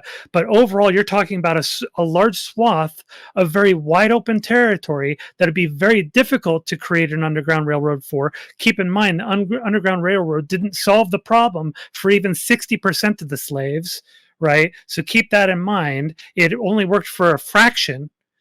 So there has to be another option. The problem is that the way that I see you presenting them, these seem like very overly simplistic answers to complicated problems. And I think there are on the ground solutions that we could do to resolve issues and ease the oppression in those states, as opposed to just coming up with this unrealistic, everybody leave the state right now solution that didn't even work for the slaves originally, only worked for a fraction of them. So keep that in mind. Yeah, So I'm gonna not let saying that Lux they're... respond, but then I want to see if Johnny Scarlet or Rose would like to get in. Go for it, Lux. There are a number of different approaches to take to this problem. When you are a member of a persecuted minority, I don't think that it's necessarily our responsibility to take it upon ourselves to try to fix things. Like, yeah, we should be doing those things. Like, even if I leave this country, I'm still going to vote in the presidential elections. Like, I'm still going to be paying taxes to this country. And like, my thing is like, okay, yeah, there do need to be a plethora of different approaches. I don't see anyone else on this panel like proposing like a range of different options. Like, I'm the only one who's saying like leaving is probably a good idea, even, you know, like I obviously, like, I acknowledge that there are a number of different things that we could be doing. Like, as myself, a physically and mentally disabled trans person with, you know, vulnerable younger family members, like, I would love it if I could do more actual grassroots action. You know, I would love it if owning a gun wasn't a personal danger to me. I think that it's important for people who are like you and I in positions where we can't really protect ourselves if it comes to our physical health and safety. Like, I won't go to a gay club. I won't. I live in a place where mass shootings are not very common, and I won't go to a gay club because the risk of dying is significant enough that I am like the terrorists are winning in my life, right? Like, and maybe this is like, I have like a history with trauma, and so my responses are informed by a certain amount of vigilance and awareness. Like, I will not be caught slipping. That's how I personally feel. I will not be caught at, like, if they come for me, dragging me out of my bed, at least I will have known that I stayed too long. Like, at least I will have known the day before that was a possibility. I know, like for here in some of the stuff that I've done work with, not specifically for the LGBTQ community, but sometimes with the LGBTQ community as well, we have groups that get together that do mutual aid. We have volunteer doctors to assist on their time off and such.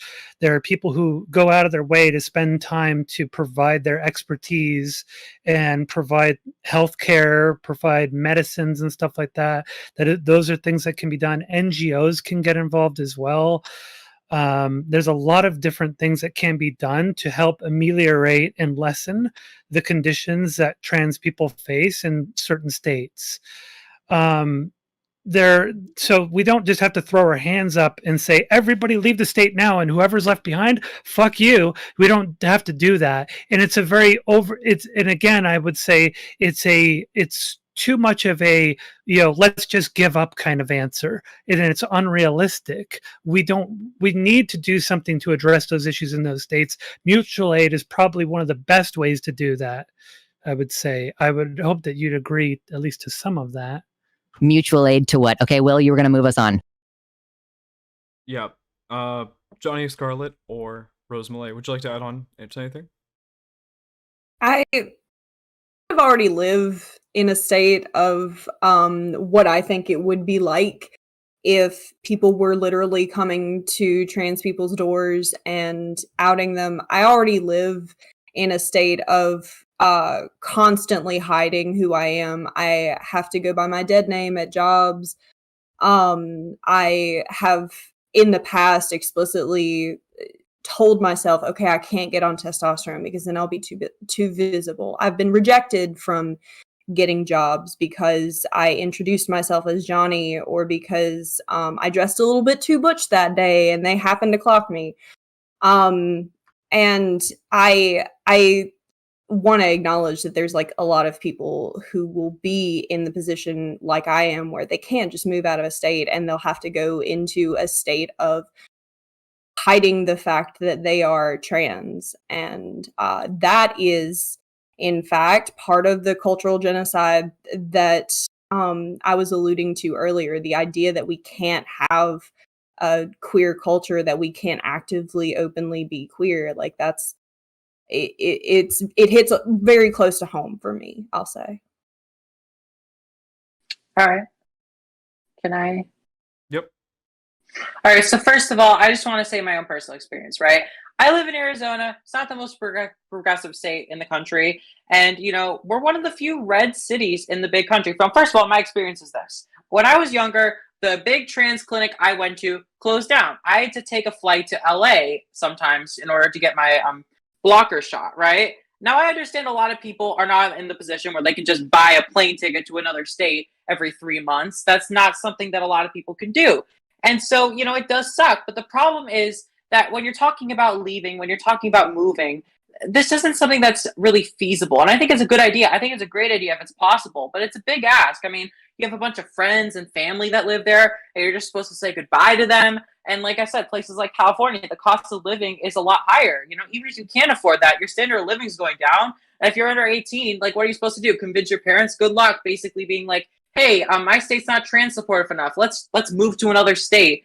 And, maybe your parents have to find different jobs and stuff. Like, I understand the sentiment. It's just when it comes to practicalities, there's just so many things to consider.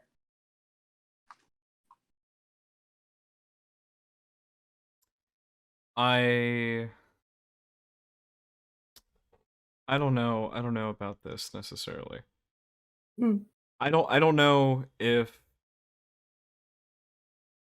there was a genocide happening in a state, telling everybody that is currently undergoing the genocide to leave the state seems like a pretty big ask.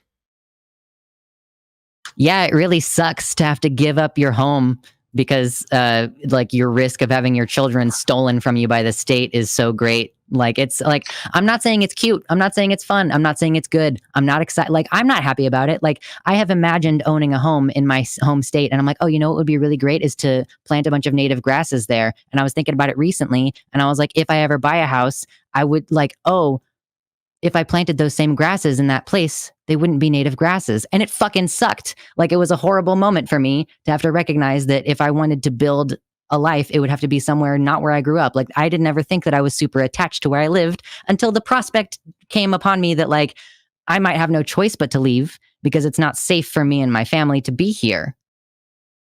I think I'm that not saying I want it to be The there. same thing as being rounded up into a camp, though, or being like exterminated by the state. Is that the point that it has to be at? Like, is that where? I'm sorry. Like, a couple of times, several people on this panel have. Genocide is the state or a terrorist group enacting violence with the intent of eradicating a group of people. I think in order to be considered a genocide, you probably need to be getting eradicated for that to happen. So if you enact policies that enable people to starve to death, is that not like a genocidal policy? Like, if you have policies that make a certain group of people not have enough money to buy food, but you're not literally killing them, is that not like you're like, because part of the definition is creating unlivable circumstances for the group?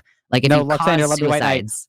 Let me white knight for Luxander. Oliver, do you think that the Native Americans in this country were genocided in America? Were the Native Americans genocided? You mean like the cultural genocide of that No, happened? like were Native people genocided in this country? I feel like we're going to get into real sticky territory if we start asking that question. Just a yes or no. Just a quick yes or no. That's all that you need, Luxander. Let me white knight for you. Don't answer it. Don't answer it. Answer it. Don't answer it. Don't answer it. Don't listen to Zonia. Listen to me. As his attorney, I advise him not to answer. Trans men unite. Trans men unite. I'm sorry. I think that's a very vague and stupid fucking question. If you. All right, I'm gonna. Oh, what a perfect time to cut out. Oh, that sucks. Okay, whatever. Pussy shit. Do we think terms or phrases like ethnocide, cultural genocide, transcide, etc., do we feel like any of those have any value in the current discourse?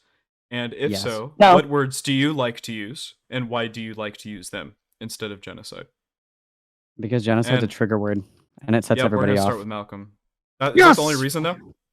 Well, a big part of it, again, like I was talking about earlier, is that the reason that we have like specific words to like describe specific things is to communicate what we're experiencing clearly, so people can respond appropriately with the right amount of force, right? If I call 911 and I say somebody's murdering me right fucking now, and it's my mom taking away my Xbox, the police are going to come in and kill my mom. That level of response is not communicated. It is not effective for me to use such like loaded language to get a response that I want. And we understand this with literally everything else. I don't know why everybody's brain turns off when we're talking about this. If we're talking about racism, individual interpersonal racism, systemic oppression, microaggressions, all of these things are going to be different. Even as trans people here, we all know that we don't all neatly fit under the label of trans. Like, I'm a trans man. I'm not the same as Zonia. I'm not the same as Rose. I like the word trans man. Do you guys like the word trans woman or whatever? Luxander likes the word non-binary. Johnny Scarlett likes the word non-binary, right? Like, these kinds of specifics in language provoke a certain response that we want. And the whole point of that is that we have a desired outcome that we want. And if our desired outcome is for everybody to go fucking rogue and roam the streets with their trans painted fucking AR-15s just fucking murdering people because we want to trick everybody into thinking that we're being executed in the streets right now, that's going to be the outcome that we get, and it's going to backfire really fucking hard. The point of using language is to demand a specific response and conjure a specific image in people's mind. And love it or hate it, genocide is tainted. Everybody thinks about Schindler's List. Everybody thinks about the Holocaust. Everybody thinks about, World War II, Nazi Germany. It's gone. It's done. We have to pick another word. We have to be more specific with our language because everybody's brains will just power down the second that we say it. And that's all. I would say, why do we even need a word? Can we have Johnny Scarlett go? Sure. I had not personally, and I realize this because I haven't been terminally online for the past year or so, but I had not personally heard the term trans genocide until a few months ago. And so in the personal advocacy that I do in being somewhat of a queer elder in my community, I know I'm not that old, but we don't have a lot of open gay people out here. I address systemic oppression with the word systemic oppression. I address microaggression with the word microaggression. And I don't really have a catch-all for all of these things. I think that it's been said pretty clearly on this panel up to this point that this is I think Zonia said it really perfectly a little while ago. This is a wide range of issues that are going on. So when I talk about my lack of access to medical care, I talk about medical care. Like, there's not a good catch-all word. Rosemary. Yeah, so I think using buzzwords like this can actually be harmful. I think we need a good example of that, right? Like, think about the words like critical race theory or patriarchy, right? You could use this exact same arguments. You could literally say, oh, this is what this is, and explain the concept to somebody without using those words, and they'll be a lot more receptive because they don't have that stigma attached to it. They don't have, people feeding in their ear, this thing is bad, or I shouldn't listen because they said this thing. When you explain the concept in a way that makes sense to them without using the buzzwords that they already have emotions tied to, I think you'll find that people who aren't, in your corner, in your echo chamber, are much more likely to listen. Maybe they won't fully understand. Maybe they won't fully agree. But I think there is a little bit that helps from that. Can you clarify what you mean by, do you disapprove with all of the words that I listed, including genocide, being used to describe? I do. I just don't think that it's really helpful to use them. And I'd love to hear arguments against this as to why we should use those words. But I just don't see how, if I'm talking to an average normal person, how using this word is going to help me in any way. How is that going to convince them? I just don't see it personally. Maybe I'm wrong, but I don't see it. Let's have power bottom politics go. Give me 1 second.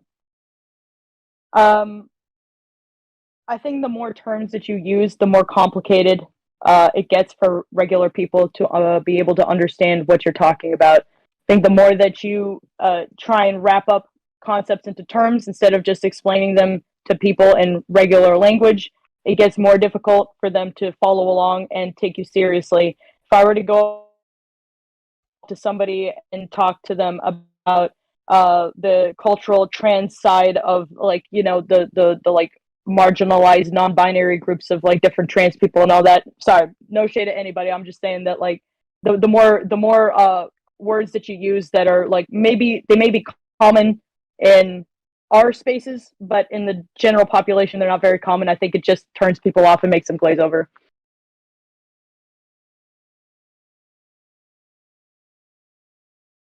Let's have Zonia, and then we'll have Luxander go. So I would say, why do we even have to handcuff ourselves to one word, right? That doesn't make a lot of sense. Think about just the fact that the representation of trans people we have on this panel, we can't even all mutually agree on any one thing anywhere. It's not like we're a monolith. Just because that we happen to be trans doesn't mean we all suddenly fully line up in lockstep with our views on trans issues, on what is affecting trans people, on what constitutes trans, right? There's so many disagreements, so many different views, so many different perspectives. We're a very colorful lot. So why would we even handcuff ourselves to one word? We're never going to have mutual agreement on any one word. We're never going to have a collective uniting behind one word. That's just not going to happen. So it doesn't make any sense to even bother trying to say, well, what word should all the trans people use? We don't even have a committee of people that hands down to the rest of the trans community, here is your word to explain your oppression, right? These things don't exist. So I would say, why don't we instead find ways to describe the individual issues that affect us, and we're going to have different ways of describing it. Some of us are going to use certain words and some of us won't use those words. I think that's okay. I think that's just fine. So Luxander, answer, and then I have a question from the chat. So something that I have consistently been hoping for in the course of this conversation is some concrete alternatives to describe the situation that we're dealing with. Like Malcolm dropped out. I wonder if his internet poo-pooed or something. No, he said he was going to need to drop out after a certain point. So Malcolm made this I think more than anyone else has made an allusion to something that we should be doing instead. What I'm hearing is a lot of no, you shouldn't say genocide from everybody on this panel, and not a lot of here's how we can accurately describe specifically the material conditions of death that we're experiencing in a constructive way. I'm mostly not really hearing any alternatives even being proposed that I could potentially consider as alternatives to, and again, I'm not intending to be alarmist. I do think that you should be alarmed with what the situation is as it's described. I've made the video. I can't go through it point by point in this debate panel, because this is not a TED Talk, but I can demonstrate to you every single step up to step fucking 8 on like the genocide scale. And like, again, like those things are not necessarily prescribed to happen in a certain order or anything, but I can demonstrate all of them. And no one has really offered an alternative. Like, yeah, like if you, like, again, if rhetorically you think that the word genocide is ineffective, even if it's 100% accurate, I would like to be able to at least consider some alternatives. So the problem I see is that you're basically trying to say that the word genocide somehow translates to the average person and tells them, oh, there are these anti-trans bills targeting trans people in Texas. Like, that doesn't sound right. Like, what Malcolm proposed is describe these things, like talk about these things. The word genocide doesn't describe those things. It doesn't tell anybody the specifics of what's going on. It doesn't elaborate on the issues that trans people face. Most lay people don't even know what the word genocide means, other than they think of the Holocaust or like the Armenian genocide, right? Which is a systematic slaughter of people. So that word doesn't translate to most people in any meaningful way beyond, Holocaust. So why not describe, as Malcolm had elaborated, describe the actual issues? There are 30 anti-trans bills this year in this state right now, all being considered. Why don't we address those? There are anti-trans bathroom laws in Florida. Why don't we address that? Like, that's what you can actually talk about, are meaningful issues, as opposed to this weird magical word that the vast majority of lay people don't even know the definition of.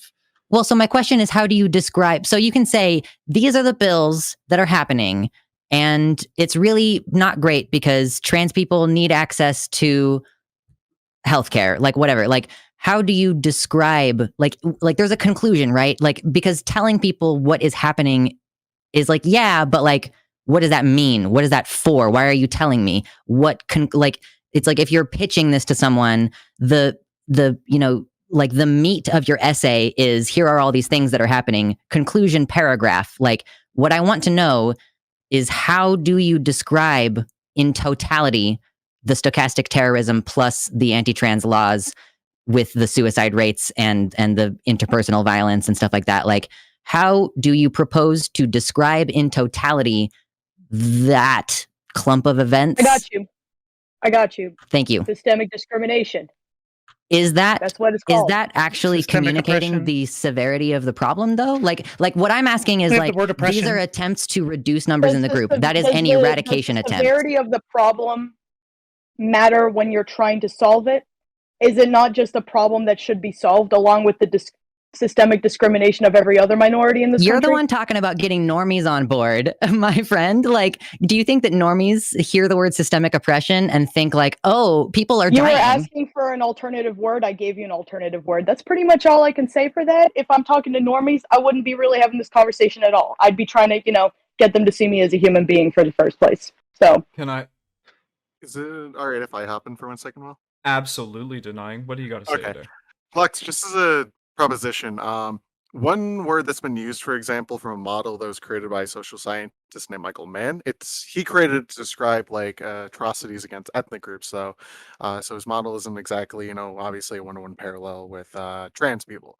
But what he came up with was like there's different types of cleansings that exist, and different types of violence that also exist among these. So depending on, for example, the intent you believe that Republicans take towards trans people, one model he came up with was institutional coercion that I think kind of exists currently against trans people. This obviously exists with, kind of taking away children from families that, for example, they're trying to transition. So if, for example, the goal is to get rid of all trans people, he came up with cultural suppression. With the other one he came up with, where if you don't think the goal is exactly to eliminate a total number or something like this, it was just discrimination, right? These are just like two terms we're trying to categorize types of institutional coercion that existed towards the elimination of a group. Does that make sense? Yeah, like I think where my issue is, like, I thank you. I appreciate your expertise on this matter, first of all. I appreciate that you did include, at least toward the end there, the word elimination, like, because that's kind of what I guess, like, what my sticking point is on, like, when I'm asking for different terms to describe what's happening. Systemic oppression is not, it's not like I'm looking for a synonym for genocide that accurately describes the severity of the situation. And so, like, eliminationalist policies, eradication policies. Systemic discrimination like serious enough? Like, I'd say that's pretty serious. Why are we downplaying systemic discrimination in favor of the word genocide? As Malcolm, who I believe is the only POC who was on this panel, pointed out, like systemic oppression could refer to touching a black person's hair and also the black person getting shot in the street. Like, there is like such a huge range of severity that is included in that phrase that it's not specific enough. Yeah. I don't think that touching a black person's hair in the street is systemic discrimination. That sounds like very individual discrimination. Yeah. But if you have think another that you can touch another person without their permission, you have ownership over their body, it is inherently a racist thing to do. Like, it's part of systemic oppression where white people feel like they have ownership over black people's bodies. Lux, what do you think about calling it a crime against humanity? Pretty sure systemic sure. discrimination requires like the system to be oppressing you, not somebody individually in the street touching your hair. Those seem like two different things. Oh, so you're going to argue from the academic position and not from the materialist position? We're probably just not going to agree on that. I'm trying to argue from the position of the definition of systemic discrimination, but I mean, I'm a sociology enthusiast, so to me, like, systemic means like you zoom in on the micro and you can zoom out to the macro. So like an individual racist interaction is part of systemic discrimination to me. So I like that's just might be a definitional conflict. And what's the difference between individual and systemic discrimination? What or was that a question of what's the difference? I'm genuinely curious because I'm learning a little bit about the differences here from a sociology major. If systemic discrimination involves like individual, like interpersonal behavior, then what's the point of having individual versus systemic discrimination? Systemic, it's kind of like how rectangle and square, like systemic racism, like maybe like again, this is like maybe an academic definition. Like, I just don't draw distinctions between the things that are happening on the large scale and the things that are happening at the small scale because I can see the ways in which they are inherently connected. I can understand that, but I think that drawing some distinctions could actually help us find better definitions for what is going on. What is going on with trans people versus just lumping every bad thing that's ever happened under genocide or something similar, where it's like, you know, even if there's some systemic discrimination happening to trans people, suddenly it's lumped under genocide instead of just refining the definition of systemic discrimination. I did not say that every bad thing that's ever happened to trans people is part of a genocide. I was trying to correct myself. I apologize for that. That is not the way I meant it to come out. I just mean that, like, I've seen multiple different arguments, and it just for a second my brain farted. My bad about that. But you get my underlying point. I think that a government making policies that are attempting to create unlivable conditions for a group of people and which results in the death of those people is eliminationalist, it's eradication, it's genocide. Like, and I think that's happening to multiple different minorities. So true, you're right. A difference between those other minorities and this one, or are all but there isn't a difference. Genocided altogether? No, so I've already said there are very specific groups that are being genocided. I really specific groups meaning like different minorities. Yes, you asked me this question very specifically at the beginning, and I don't appreciate the casting my argument as saying, everybody's getting genocided. No, black people are getting genocided. Native American people are getting genocided. Trans people are getting genocided. It's demonstrable in every case. Like, not every bad action is an attempt to reduce numbers in the group or create unlivable conditions for them so that they remain an oppressed minority permanently and so that their population never grows beyond a certain point. Like, white people are scared of the quote unquote white genocide where, like, oh, if we let in too many immigrants and they outbreed us, and if we let the black people succeed and they outbreed us, then they'll do to us what we did to them. Like, yeah, the United States government on official policy is engaged in multiple different targeted attempts to reduce membership. Actually, like, and to be clear, I didn't mention migrants yet, but migrants, removal from families, put in cages, put with white families, I count 4 at minimum active genocides that the United States government is currently engaged in. You ask me to tell you what the difference is, there isn't one. Okay, Yeah, hold on. except Before we Okay. continue, like another I of our see a demonstrating offense, but problem you know, with that's fine. this. before we continue, I am going to assume that the other 4 people on this panel do not agree with that. So how about I want us to kind of go around and maybe break that down a little bit. Like, if you agree that there are Yeah. currently 4 active genocides in the United States, yeah, let's talk about that. Can we start with Power Bottom, and then Zonia, and then Rose and Johnny? I think genocide has a very specific definition. I understand that, like, for rhetorical purposes, oftentimes, like, the specific definitions get used a little more loosely. The problem for me is that genocide is a crime, much similar to other crimes that people get accused of sometimes on a more individual basis.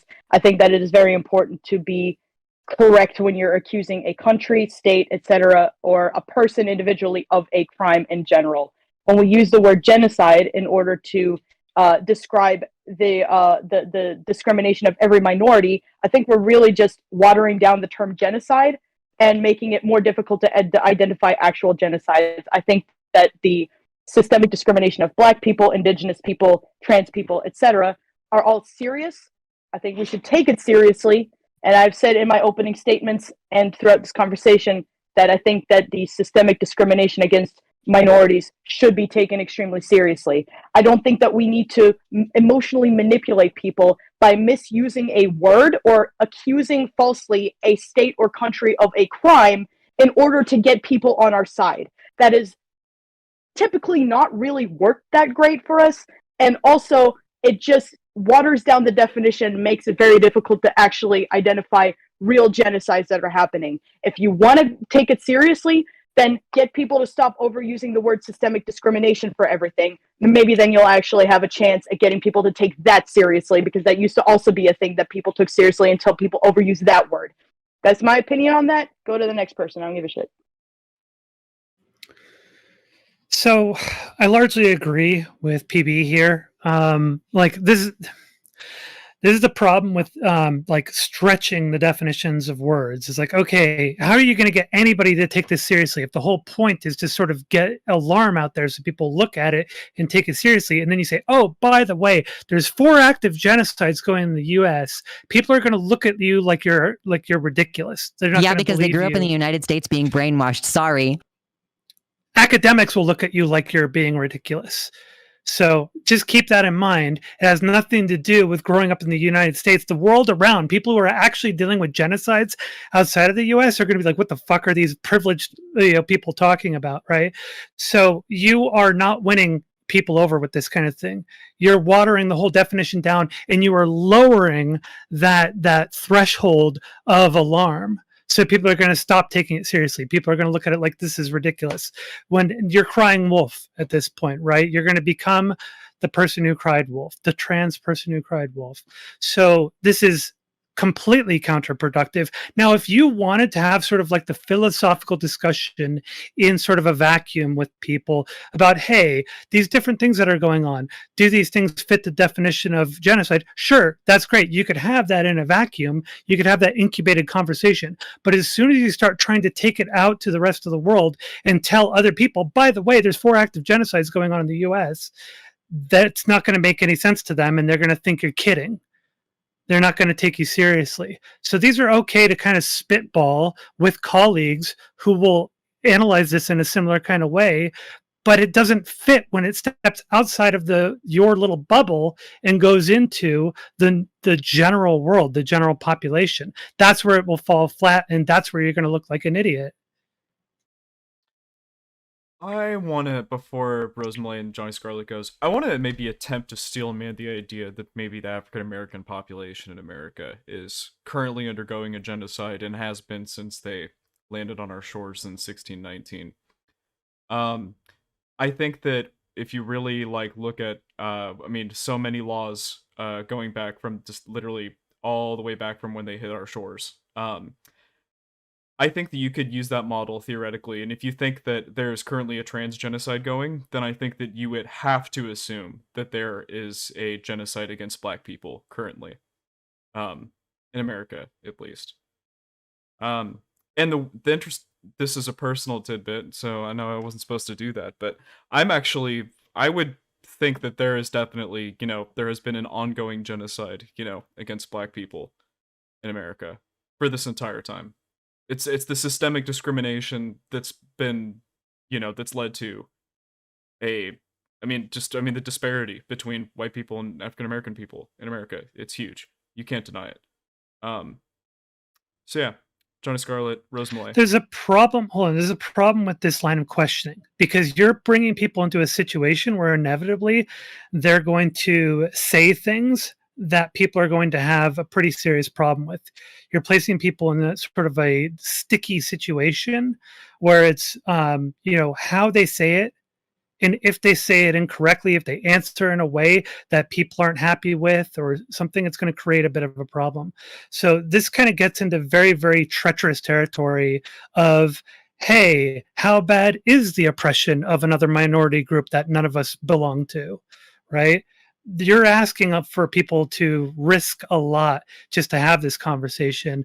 I'll just say outright, I'm not going to have the discussion because I think it gets a little bit too ridiculous debating whether or not some other minority's oppression meets the scale of a genocide. I think that's kind of a fucked up thing to have that discussion in a public setting. I gotta go to the bathroom, by the way. So that would take. Will, I think I would just be curious. Yeah. I was just going to say, I would be curious to know what definition of genocide you're using when you say that African Americans have been genocided in this country. The what do you call it? The UN definition. The UN definition? Just because and the real kicker for me is intent. Like, I think that there are pretty demonstrable ways that there's been intent with discriminating against African American people in our country. A lot of intent. This may be a nitpick, and I'm not gonna argue on this. I mean, again, this is a panel on the trans genocide, not African American genocide. I get your point. I do want to just say I think there are multiple different reasons why somebody could be discriminating against a group of people that do not have to relate to eradicating them from the country. Yeah, I see some people talking muted, but I'm just saying it's like, if there's a population that's more likely to vote for a certain demographic, I don't think Republicans are going to want to be voted out of office. That's all I'm saying. What I'm saying, like it doesn't always have to be just like we want to get rid of the people on this in this country. We're talking about a genocide. If that's been going on ever since Black people came to this country, they've been doing a pretty shit job of getting rid of them because they're still here. Like how many hundreds of years later? So. I don't know. I think that the genocide has to do with eradication of a group or the attempt of it. I know that Germany did not get rid of all the Jews and all that, but they really sure did try, and they killed 6 million of them? Intentionally to try and get rid of them out of the country. It's not the same thing as exploiting a group of people or trying to move them to certain sections of the state so that they are less likely to be able to vote. Those are different things. They're still serious. I don't know why we can't just say that multiple things can both have the same amount of seriousness to them. They are steps in the lead up to eradication as demonstrated by people who study genocide. Like the not so bad, the not so bad things that you keep alluding to, you're just being discriminated against. That's part of the genocide. And here's the genocide has already started. Idea. Talk about more solutions and less virtue signaling about how you think it's a fucking genocide. How about you talk more about actual solutions and instead of just coming on here and telling everybody that we should be calling it a certain word and without offering any way of making it not go past stage 4. You think I want to be genocided? How about you just make sure that it doesn't go past stage 4 or whatever stage it's at? There's 10 stages, right? We don't have to get to the last stage. The subject of the panel is whether the word genocide is accurate. That's the whole subject of the fucking panel is whether the word genocide is accurate to this situation. Hold on, genocide before- even happening? You seem to be we saying should yes probably- versus the entire panel saying Yeah, no I right want now. denying to get in here really quick. I'm actually Okay. just really for me personally, it's just something I'm really curious about. Does extermination necessitate genocide? No. Okay, that's there's what I something we thought. should be really very careful with. So we're dealing with like Statins, like 10 stages of genocide, right?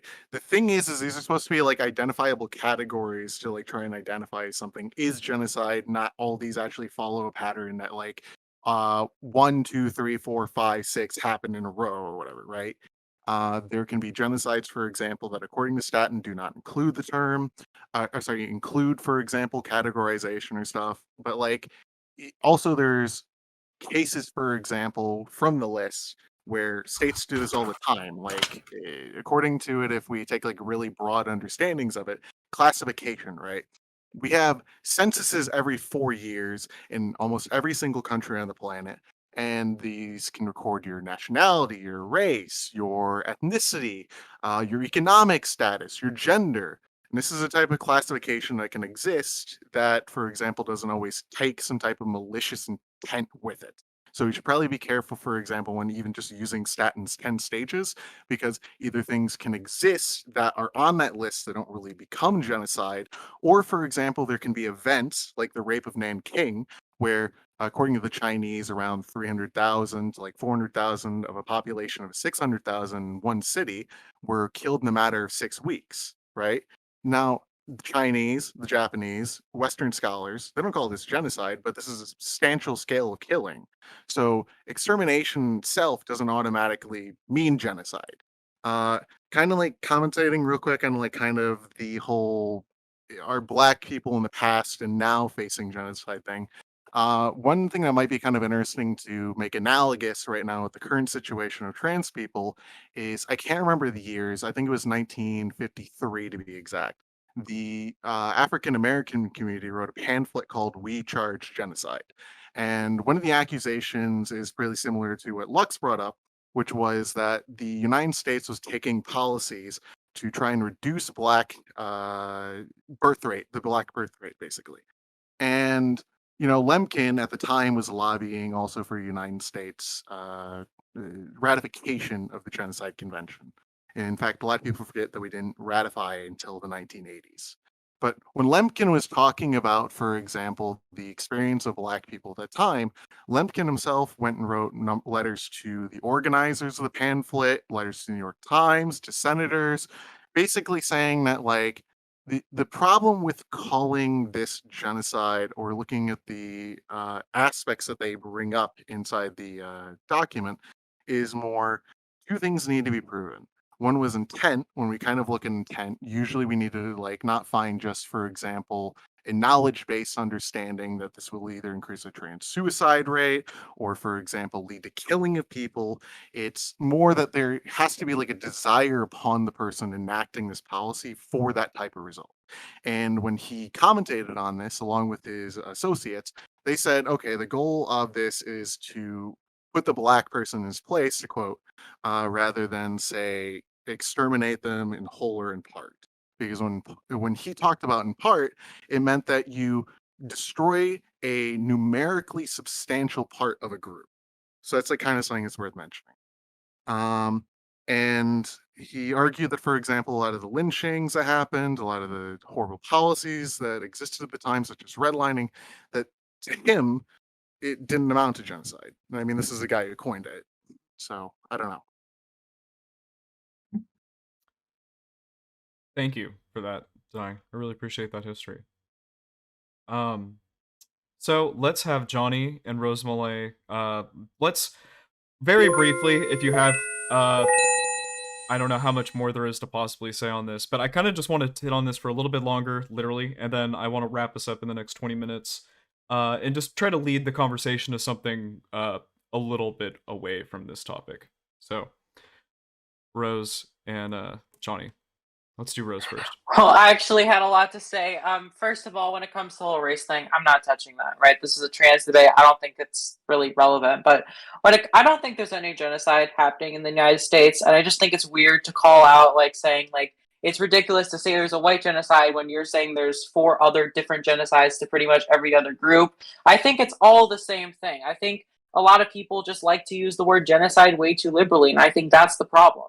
I think that's a huge issue, right? And I think maybe the issue isn't even the wording anymore. I think maybe it's just overstating the severity of the situation. I mean, I heard Lux state a couple times like dying and death, and it's like, I personally don't see it. If that was true and this is actually happening, there's a bunch of people dying right now, that would be a terrible thing. And I would be totally like, we need to do everything we can to stop this. I just don't see it right now. So I'm just confused as to where you're getting this conclusion from. Yeah, I think a large part of this, as Denying put it, is intent.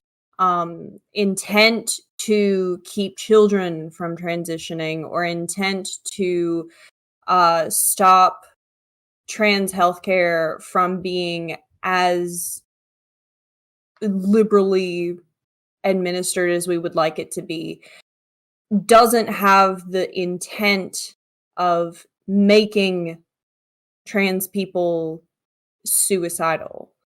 It is largely from the fear of parents that their children will become transgender. I accept that. However, adults are still allowed to do basically whatever they want in this country, and I personally am also not of the opinion that we should be discussing the issues of other subgroups in this particular panel. I think that that's not our place. This has always been a semantic issue, and Lux, I think that you've put forward a lot of really great evidence for systemic oppression, systemic suppression, and perhaps even the eliminationist policies of a lot of extremists in this country. However, this has always been a discussion of not necessarily the definition of the word, but of the usage and how it is useful. So I'm still firmly on the camp that this is not a useful term in order to get people on our side. However, I can't deny what Lux has put forward. I just don't think that it's something that I would personally use in my own advocacy. Okay, so this is a question for Lux specifically, from the chat. So, to the extent we choose to use the term genocide in discourse, do you think that it's important to 1, identify the agents of the genocide, and 2, describe the amount of power they actually have to carry out their intentions? That's a really interesting question. Yeah, no, I do think that that's fairly important, and I think that it's even something that I've already witnessed happening. I've already seen people like, posting personal information of transphobic politicians, which may or may not be TOS. I can't really speak to that. So I've kind of already seen that happening, where we're identifying like this person in specific has done XYZ, and that's a problem. Like, protesting outside their house is about the extent to which I will like propose that we should do something about that. Like, if you again, bothering them in the diner, if you catch them in public, make their life hell as much as you can, within the limits of free speech and everything. I do think that could potentially be useful. I don't know what you're planning on doing with that information. It's I must ask you the same question, Chatter, as I would ask the state of Texas about why did you want a list of trans people who've changed their gender in the last 2 years? But yeah, I mean, I think that identifying those specific individuals, if for nothing else, then you can then create a campaign around, oh, I don't want this person to get reelected. Let's focus our attention on this district where they could get ousted by a Democrat or something along those lines. Yeah, so long as the system is there, I think that those are things that you could be doing. Okay, I think that kind of answers some of the follow-up questions to maybe what other people were trying to ask you too. Does anyone else want to tackle the question before I move on to a less genocide-related question? Ask me the question again? Absolutely. For everybody on the panel now, To the extent we choose to use the term genocide in discourse, do you all think it's important to 1. Identify the agents of the genocide, and 2. Describe the amount of power that they actually have to carry out their intentions? Absolutely. Yeah. This is Yeah. that's part of the idea of a genocide, is that you would have a concerted effort on the part of a group or groups. And identifying those groups is probably the first step in that. Yeah, I would say there's not really a point in really calling out a genocide if you're not ready to also then identify those who are enacting the genocide and the power that they have to actualize it. So I would say that if you're ready to use the word genocide, it should be important to you to want to identify the culprits and the power that they hold.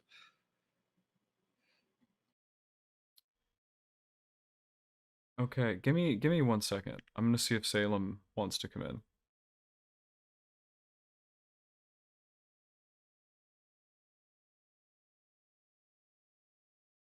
Salem, if you want to come in, get in the green room. Until then, I'm gonna ask a less genocide-related question. So, what does it mean for trans people to lead the discussion on trans issues? And we're gonna start with power bottom politics.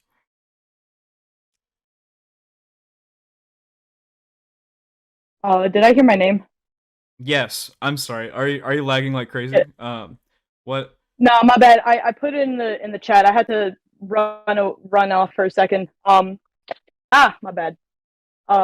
If you don't mind just repeating the question that you mentioned, I had to talk to my father-in-law for a moment. No problem, of course. What is it? This is like a question, for all of us cis people out here, I'm legitimately trying to, like figure out how to, be better at handling this kind of discussion and these types of issues. So that's kind of more where I'm coming from with these questions, legitimately trying to better myself out here. So what does it mean for trans people to lead the discussion on trans issues? Personally, I think that people are always going to be more vocal about the issues that affect them the most. So trans people are probably most likely going to be more vocal about their own issues. I'm not going to lie, when I read that question, when you sent it to me, I was a little bit confused what you meant by that. I'm kind of guessing you just meant what would it look like for trans people to advocate for themselves, or am I getting that wrong? Yeah, I mean, I think that there's kind of this phrase that goes around, that's sort of like trans people should be leading the discussion on trans issues. Black people should be leading the discussion on black issues. I'll admit, as a cis white male, there aren't too many issues that cis white males are the only people that can lead the discussion on, right? So you could lead the discussion on the white genocide. It's okay, Will. I One day guess I that too doesn't will seem look like a cis white male. One day I too will pass as a cis white male, and then nobody will be able to argue. I'm kidding. I think that the minority group itself is always going to be the first to speak on their own issues. I love it when cis people, especially like you, what you've been doing with this panel and what you've been doing with some of the questions you've asked behind the scenes, just trying to get on board with everybody and be open and understanding and empathetic. I think that's like really important. I always want, it sounds silly to say, but I always want more cis people or more people who are not trans advocating for trans issues. Hopefully it should always be done well. If you don't have the confidence to advocate for the positions, you should probably hold off, or at least acknowledge that you may not know everything, just so that you don't spread misinformation or misrepresent somebody. But I think it's the more people who act trans issues, the more positive impact it will have on society as a whole. You lagged out there at the end, but I think we understood what you meant in spirit. Okay, the last thing that I said was just oh, sorry, my bad. No, you can go. You can Sorry. finish it. It's fine. Don't trip. What were you saying? Last 10 seconds. I was just gonna I was just gonna say, I think the more people advocating for trans issues, the more positive of an impact it will have on society as a whole. Based. Rose. Yeah, so I think when we say like, oh, why are trans people the ones that have to lead this conversation? I think there's actually a lot of controversy. I think most people would agree with that sentiment, but some others, I think it's really because we're the ones that are impacted by this, right? When all these laws come into place, at the end of the day, it's affecting us. These are our rights that are on the table. And, you know, if stuff is going to get taken away from us, it's like, I think that we should have our voices kind of elevated to be like, hey, you know, it's higher stakes for me. Let me have a bigger seat at the table. That being said, though, I think a lot of times it gets to this weird position where it's like, if you're not trans, don't speak. And I think that's silly. Like, you gotta have a certain level to it. Let's face it, there's not a lot of trans people out there, okay? We're not a, like, hugely populated minority. Very few of us. We need cis people to advocate for us because if they didn't, nothing would get done. If we don't have those advocates, we're not getting rights. I just think that, you know, we need to be nicer to cis allies to make them want to help us. And also just, you know, make sure that they're doing a good job. They understand what they're talking about. Because there are people who, you know, want to advocate for trans people, but kind of just like say the wrong things. But I think as long as you're like, you know, have good intentions and you just want what's best for people, you know, don't listen to like people that are just going to hate you for that, especially like to Will. If you have good intentions and you want to learn, that's really what's important. You know what I'm saying? Johnny. So the way that it comes up in my life is that I express, usually it's my name. I express that my name is Johnny, and sometimes people who are kind of in the know will be like, okay, yeah, what are your pronouns? It's a very simple, for me, it's a very simple aspect of being patient with people, answering their questions, posing them questions, living authentically, and hoping that being the trans person in somebody's life is going to make a difference. I usually don't initiate conversations on my transness in real life, but on stream it happens a lot. And that's simply like a protection thing. I think answering questions in a patient way is the best way to go about leading the discussion on trans people, because we are a small minority and we do have a lot of misinformation out there thrown out about us. And that's not something that's our fault, but it's something that we can do something about by being authentic in our communities. Zonia. I think this whole narrative that that trans people should be leading the discussion on trans issues is erroneous at best, because who are the appropriate leaders? As mentioned before, it's not like we have a committee of representatives, you know, or people we elect to represent us. And I certainly don't want like Blair White or Buck Angel representing us. I don't want them to be the ones leading the trans discussion. There are a whole lot of really shitty trans people who have really, really bad takes on trans issues. And I think, and as it is, we all don't largely agree on a lot of things. So I think it comes down to, we can advocate for ourselves and we can advocate for each other, but to think that we should be somehow just like leading the discussion is naive and dangerous, because then you kind of leave it up to, if the instruction to cis people is just listen to and trust trans people, they're right about this. It's like, what if they listen to a Blair White, or what if they listen to a Buck Angel? I don't want that. I don't want them taking Blair White and Buck Angel seriously as representatives of trans issues. So I think it's really important to not send that kind of message, and we can stand up for ourselves and advocate for ourselves and advocate for each other, and do that independently. And some of us will have, you know, be a little more persuasive and a little bit better at advocating in a way that reaches a broader range of people. Hopefully the better of us will do it, and not the Blair Whites. But yeah, and I think also in addition to that, there are a lot of cis people who actually are pretty good at advocating for trans issues, and I think that sends a really good message too. Cis people advocating for trans issues to other cis people translates very well. And so I'd like to see a lot more of that. I'd like to see sort of a coalition of both cis allies and trans people advocating together and supporting each other. I'd also like to say that, there's a lot of this whole sort of puritanical view of allies need to be like perfect, right? And a lot of people who like to say you're a bad ally, I don't think that's helpful. I think in general we're not going to find perfect allies, and the important thing to do is to find allies who are understanding and who want to listen and who want to help. And they're going to fuck up sometimes. They're going to say some stupid things. They're going to do some dumb things. That's okay.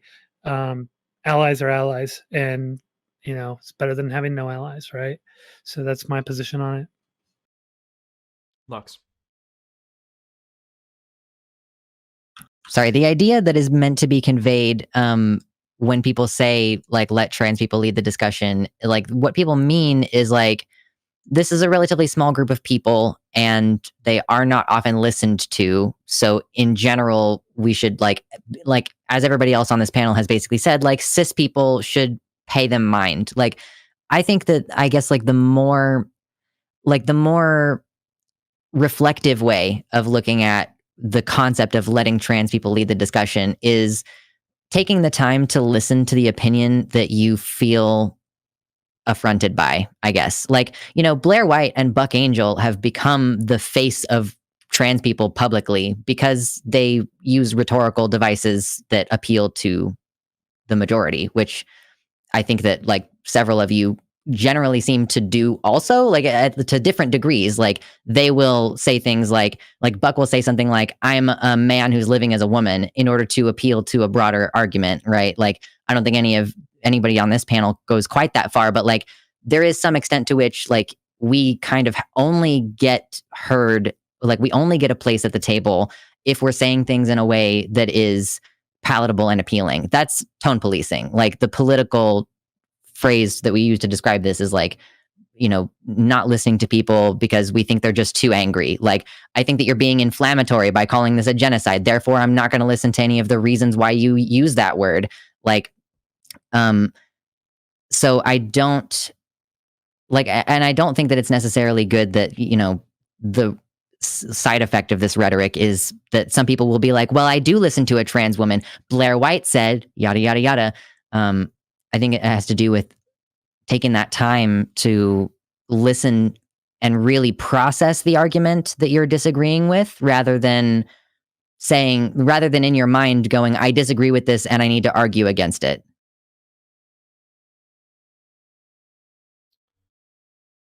All right, last question. And then we'll wrap it up. We'll have everybody do outros and we'll be on our way. Thanks everybody for sticking it out, by the way. I appreciate y'all. So let's say hypothetically you are a person who does like Blair White, or maybe perhaps likes a trans person that maybe we would find more objectionable. Is there some value in maybe having the person kind of like take that first step where they're like, well, I have this trans person that I like that maybe we all do not like, but is that like possibly like a gateway for being able to get them to, actually take the step over to be like, well, that person's a little bit troublesome. You should actually like get more into trans discourse and like actually see what's up with our plight besides just what your favorite trans person thinks. Or do you think that people like Blair White are more damaging to the trans cause than positive? I think that Blair White is part of the alt-right pipeline. That's all I have to say about that. She's not a good influence. It's not a good thing. She's part of the alt-right pipeline. Yeah, I'd say she's more destructive than anything else. Okay. Yeah, I used to be a fan of her, but recently I've come to realize that her content is not helping trans people at all, and more often than not, she just kind of gives voice to a lot of these conservative transphobic talking points, which is why I've not been a fan of her these past few years. Yeah, Blair White is a person who capitalizes on the issues in the trans community in order to further her own fame and message. Now, that's not to say that she is going to make people actively necessarily hate trans people more. I think that there's some value in at least someone saying, okay, I know at least one trans person that I don't uh, that I don't disagree with and that seems reasonable to me, and that could have some value, but at the end of the day you're talking specifically about Blair White, and yes, she is part of the All Right pipeline. Just in general, I think that we're all doing a good job right now of being voices of the trans community, and therefore and doing it in public, doing it on a stream. And I just want to give a little round of applause for that, man. Like, we're not hiding in a basement somewhere, hoping that nobody knows we're trans. And um I while I do see the value in having the occasional like trans celebrity blow up and at least expose people to trans people in general, I think that when you talk specifically about Blair White, that's a problem. Power bottom. And then we'll have Salem and Evelyn say a thing, and then we'll be out of here. And we'll let Denying say a thing too if he wants to.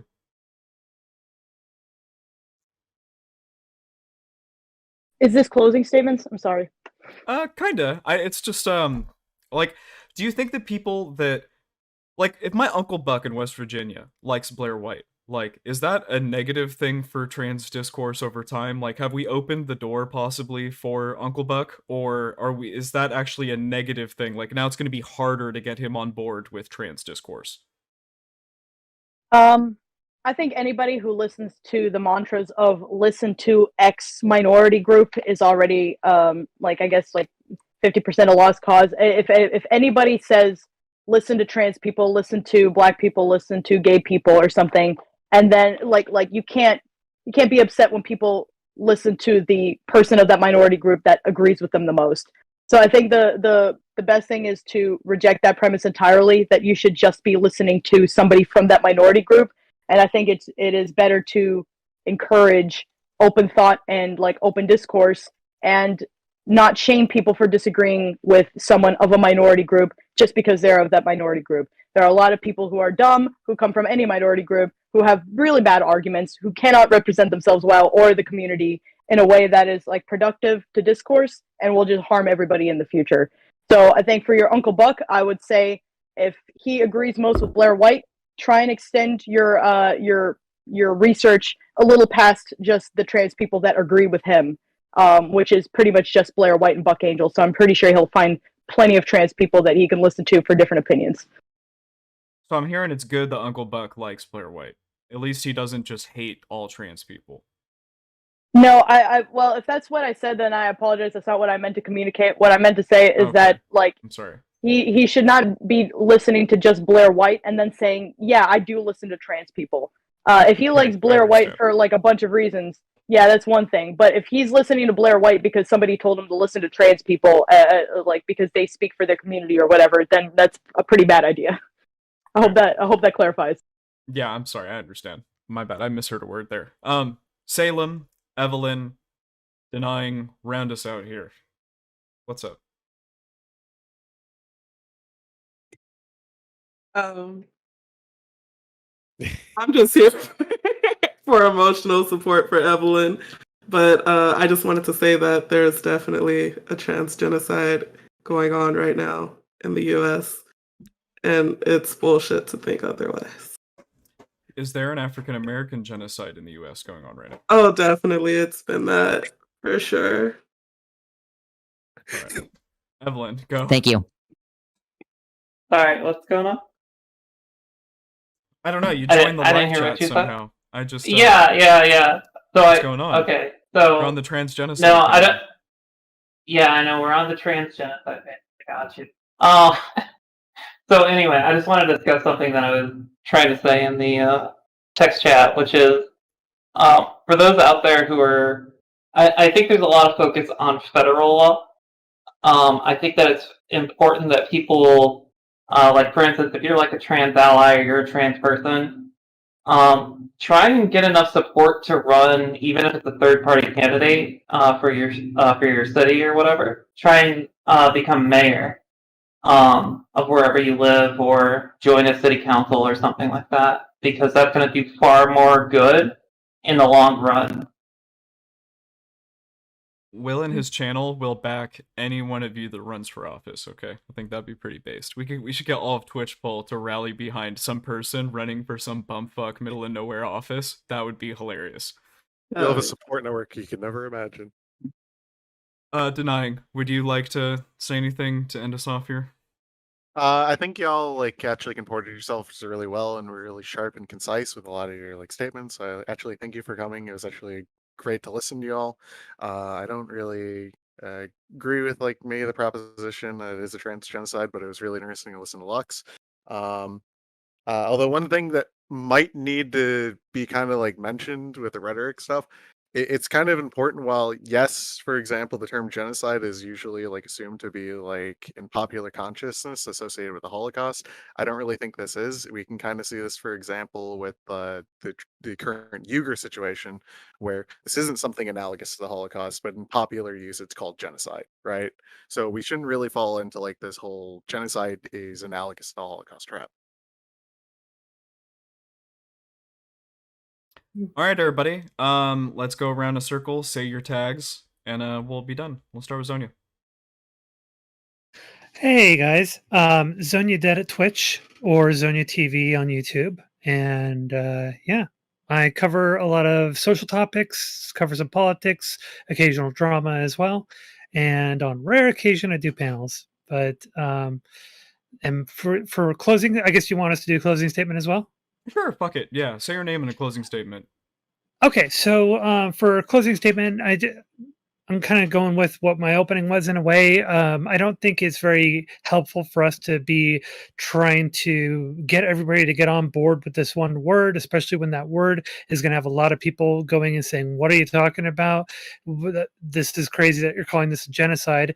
And I think a lot of the people who would not describe the conditions that we go through as a genocide would still be appalled by those conditions and would want to address those conditions. So I think that is really important that we actually talk about those issues. I think there's a lot of work that we can do in red states to both provide mutual aid, provide people medical support, etc. I think that there are a lot of things that we can address and that we should address, instead of just trying to get everybody to jump on to this word that gives alarm. I don't think that's productive. I don't think it's helpful. I think it just causes people to get into debates like we're in today about this stuff and doesn't actually do anything. And it feels kind of like a lazy thing to really hinge a lot of your argumentation on. So that's my position. I would hope that people come over to my stream. I'll talk to you about all the conditions that we face and how dire they are. So, and I hope that you listen to what I say. Anyways, thank you for having me on, Will. Thank you for coming, Zonia. Power bottom. Sorry, I am unmuted this time. Okay. I think you're free to use whatever language, rhetoric, or terminology you want. If you misrepresent a movement or you make bad arguments, then I'm sorry, it's on you if that backfires. I encourage everybody, including people that agree with me, to have a little bit of introspection when you're making arguments and see what people are actually responding to. Are they actually responding to your arguments? Are they responding to something that you didn't say? Obviously everybody slips up every now and then, but listening to what people's grievances actually are, whether it's with the term or whether it's with disagreement, whether like about systemic discrimination in general. I think that can be useful. Unfortunately, if we do not think about how our rhetoric looks to other people, we cannot be mad about how other people are going to react to our rhetoric. Also, if I'm going to plug my Twitter, it's pbottompolitics. I don't stream right now. Whenever life stops fucking me in the ass, I will start streaming, but that's going to be a while. So that's me. Appreciate you having me on, Will. This has been fun. My pleasure. Thank you for coming on. Lux. Hi, I'm Luxander, and the best place to find me is on luxander.net. It's got all the links there. I talk about politics, and I stream like 3 times a week talking about basically like the part of the reason why I'm so firm in my definition of the word genocide argument today is because I have been, like many of you, actively watching all of this rhetoric. I've been listening to what people like Marjorie Taylor Greene have been saying. So if you're interested in getting some of the deep dives on what the intent behind the words is, that what they're implying, what the legal situation actually is, we read the laws, we look at those things. So thank you very much. If anybody is interested in subscribing, we would love to have you over in the Horde. For my closing statement, I just want to say, like, I guess first of all, like, I had no idea that coming onto this panel was going to be so stacked. I did not realize.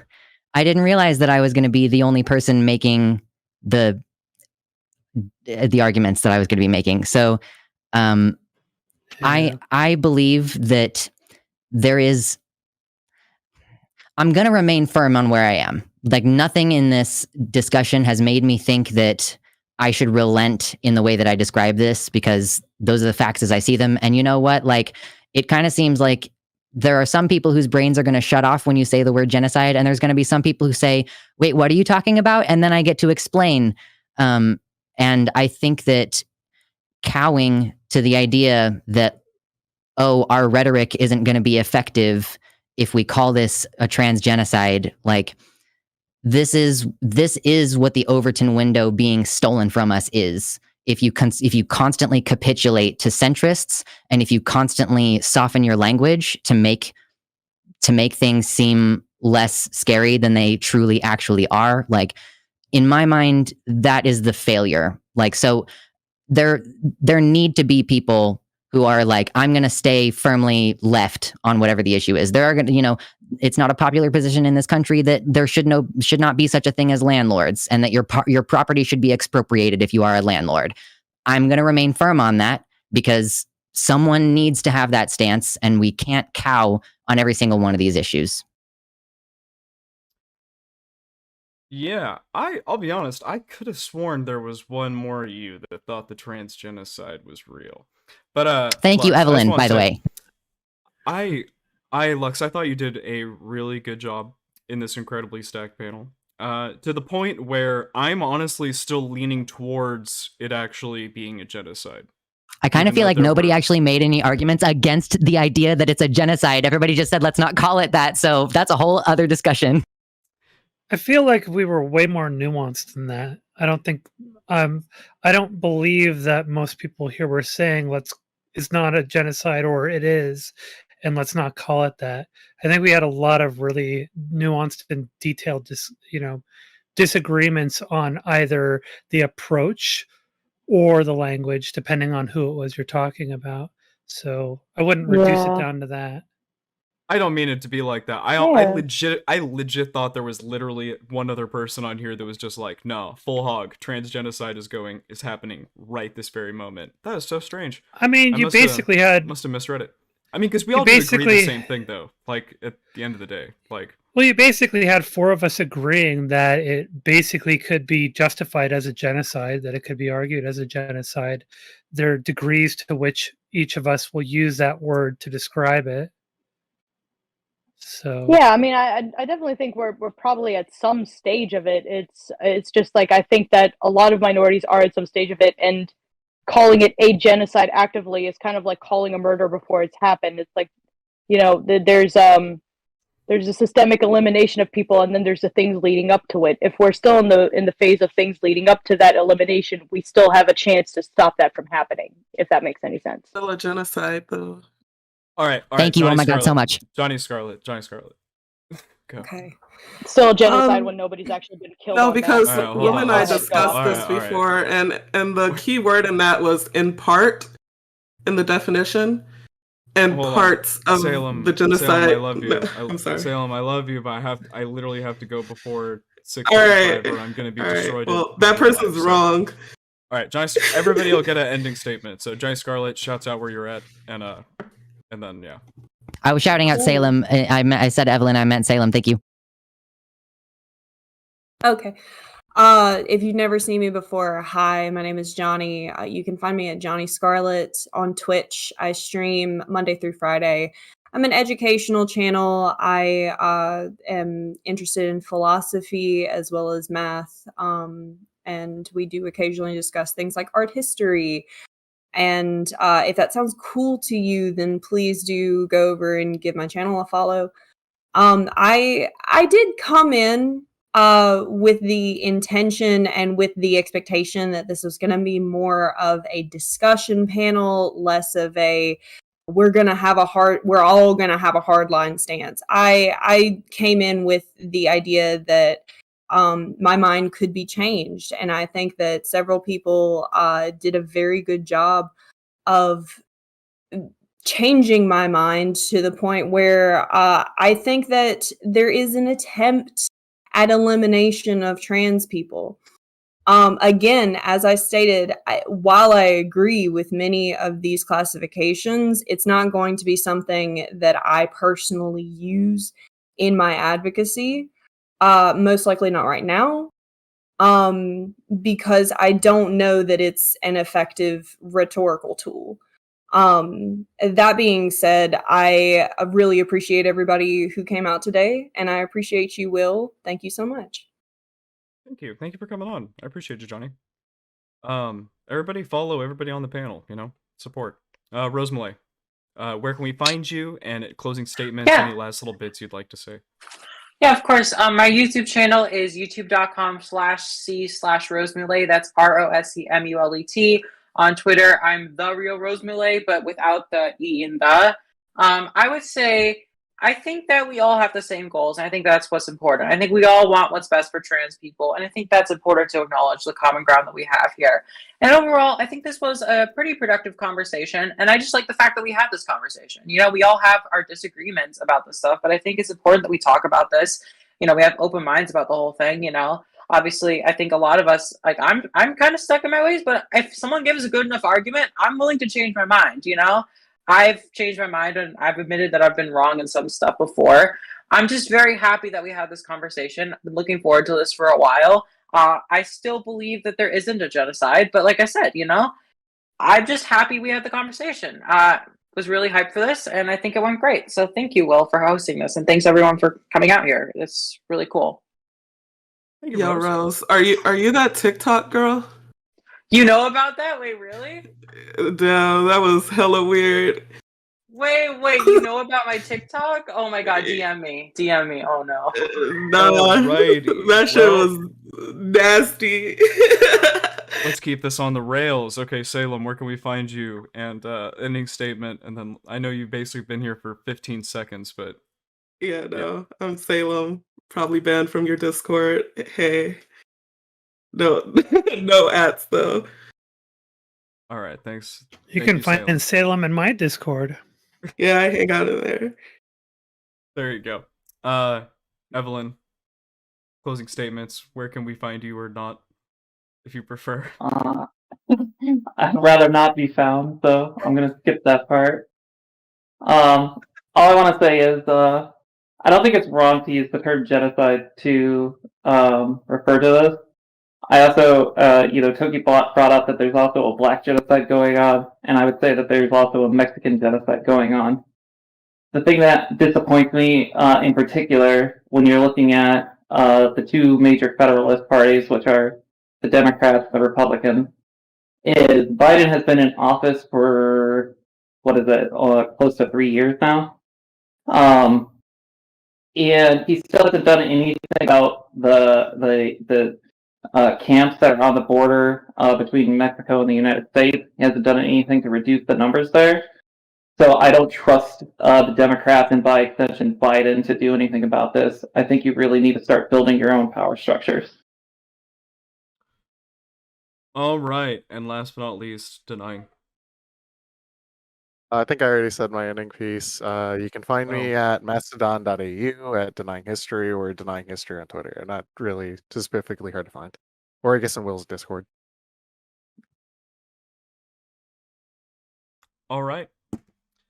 Well, thanks for coming out, everybody. I think that's a wrap on the Trans Genocide panel. I really appreciate everyone for coming out. It was a really good learning experience for me, and I hope that chat got something out of it too. And thanks Admiral Love and Max the Confessor for donating to stream. That's awesome. Everyone should follow everybody here. Yeah, I guess Admiral's from your community, huh? Yeah. Nice. Well, yeah. Everybody, have a lovely rest of your night. And Thanks for hosting, Will. Thanks for everybody for coming. Thank you. Good panel. Take care, Bye, everyone. guys. Thanks for having me. Bye, guys.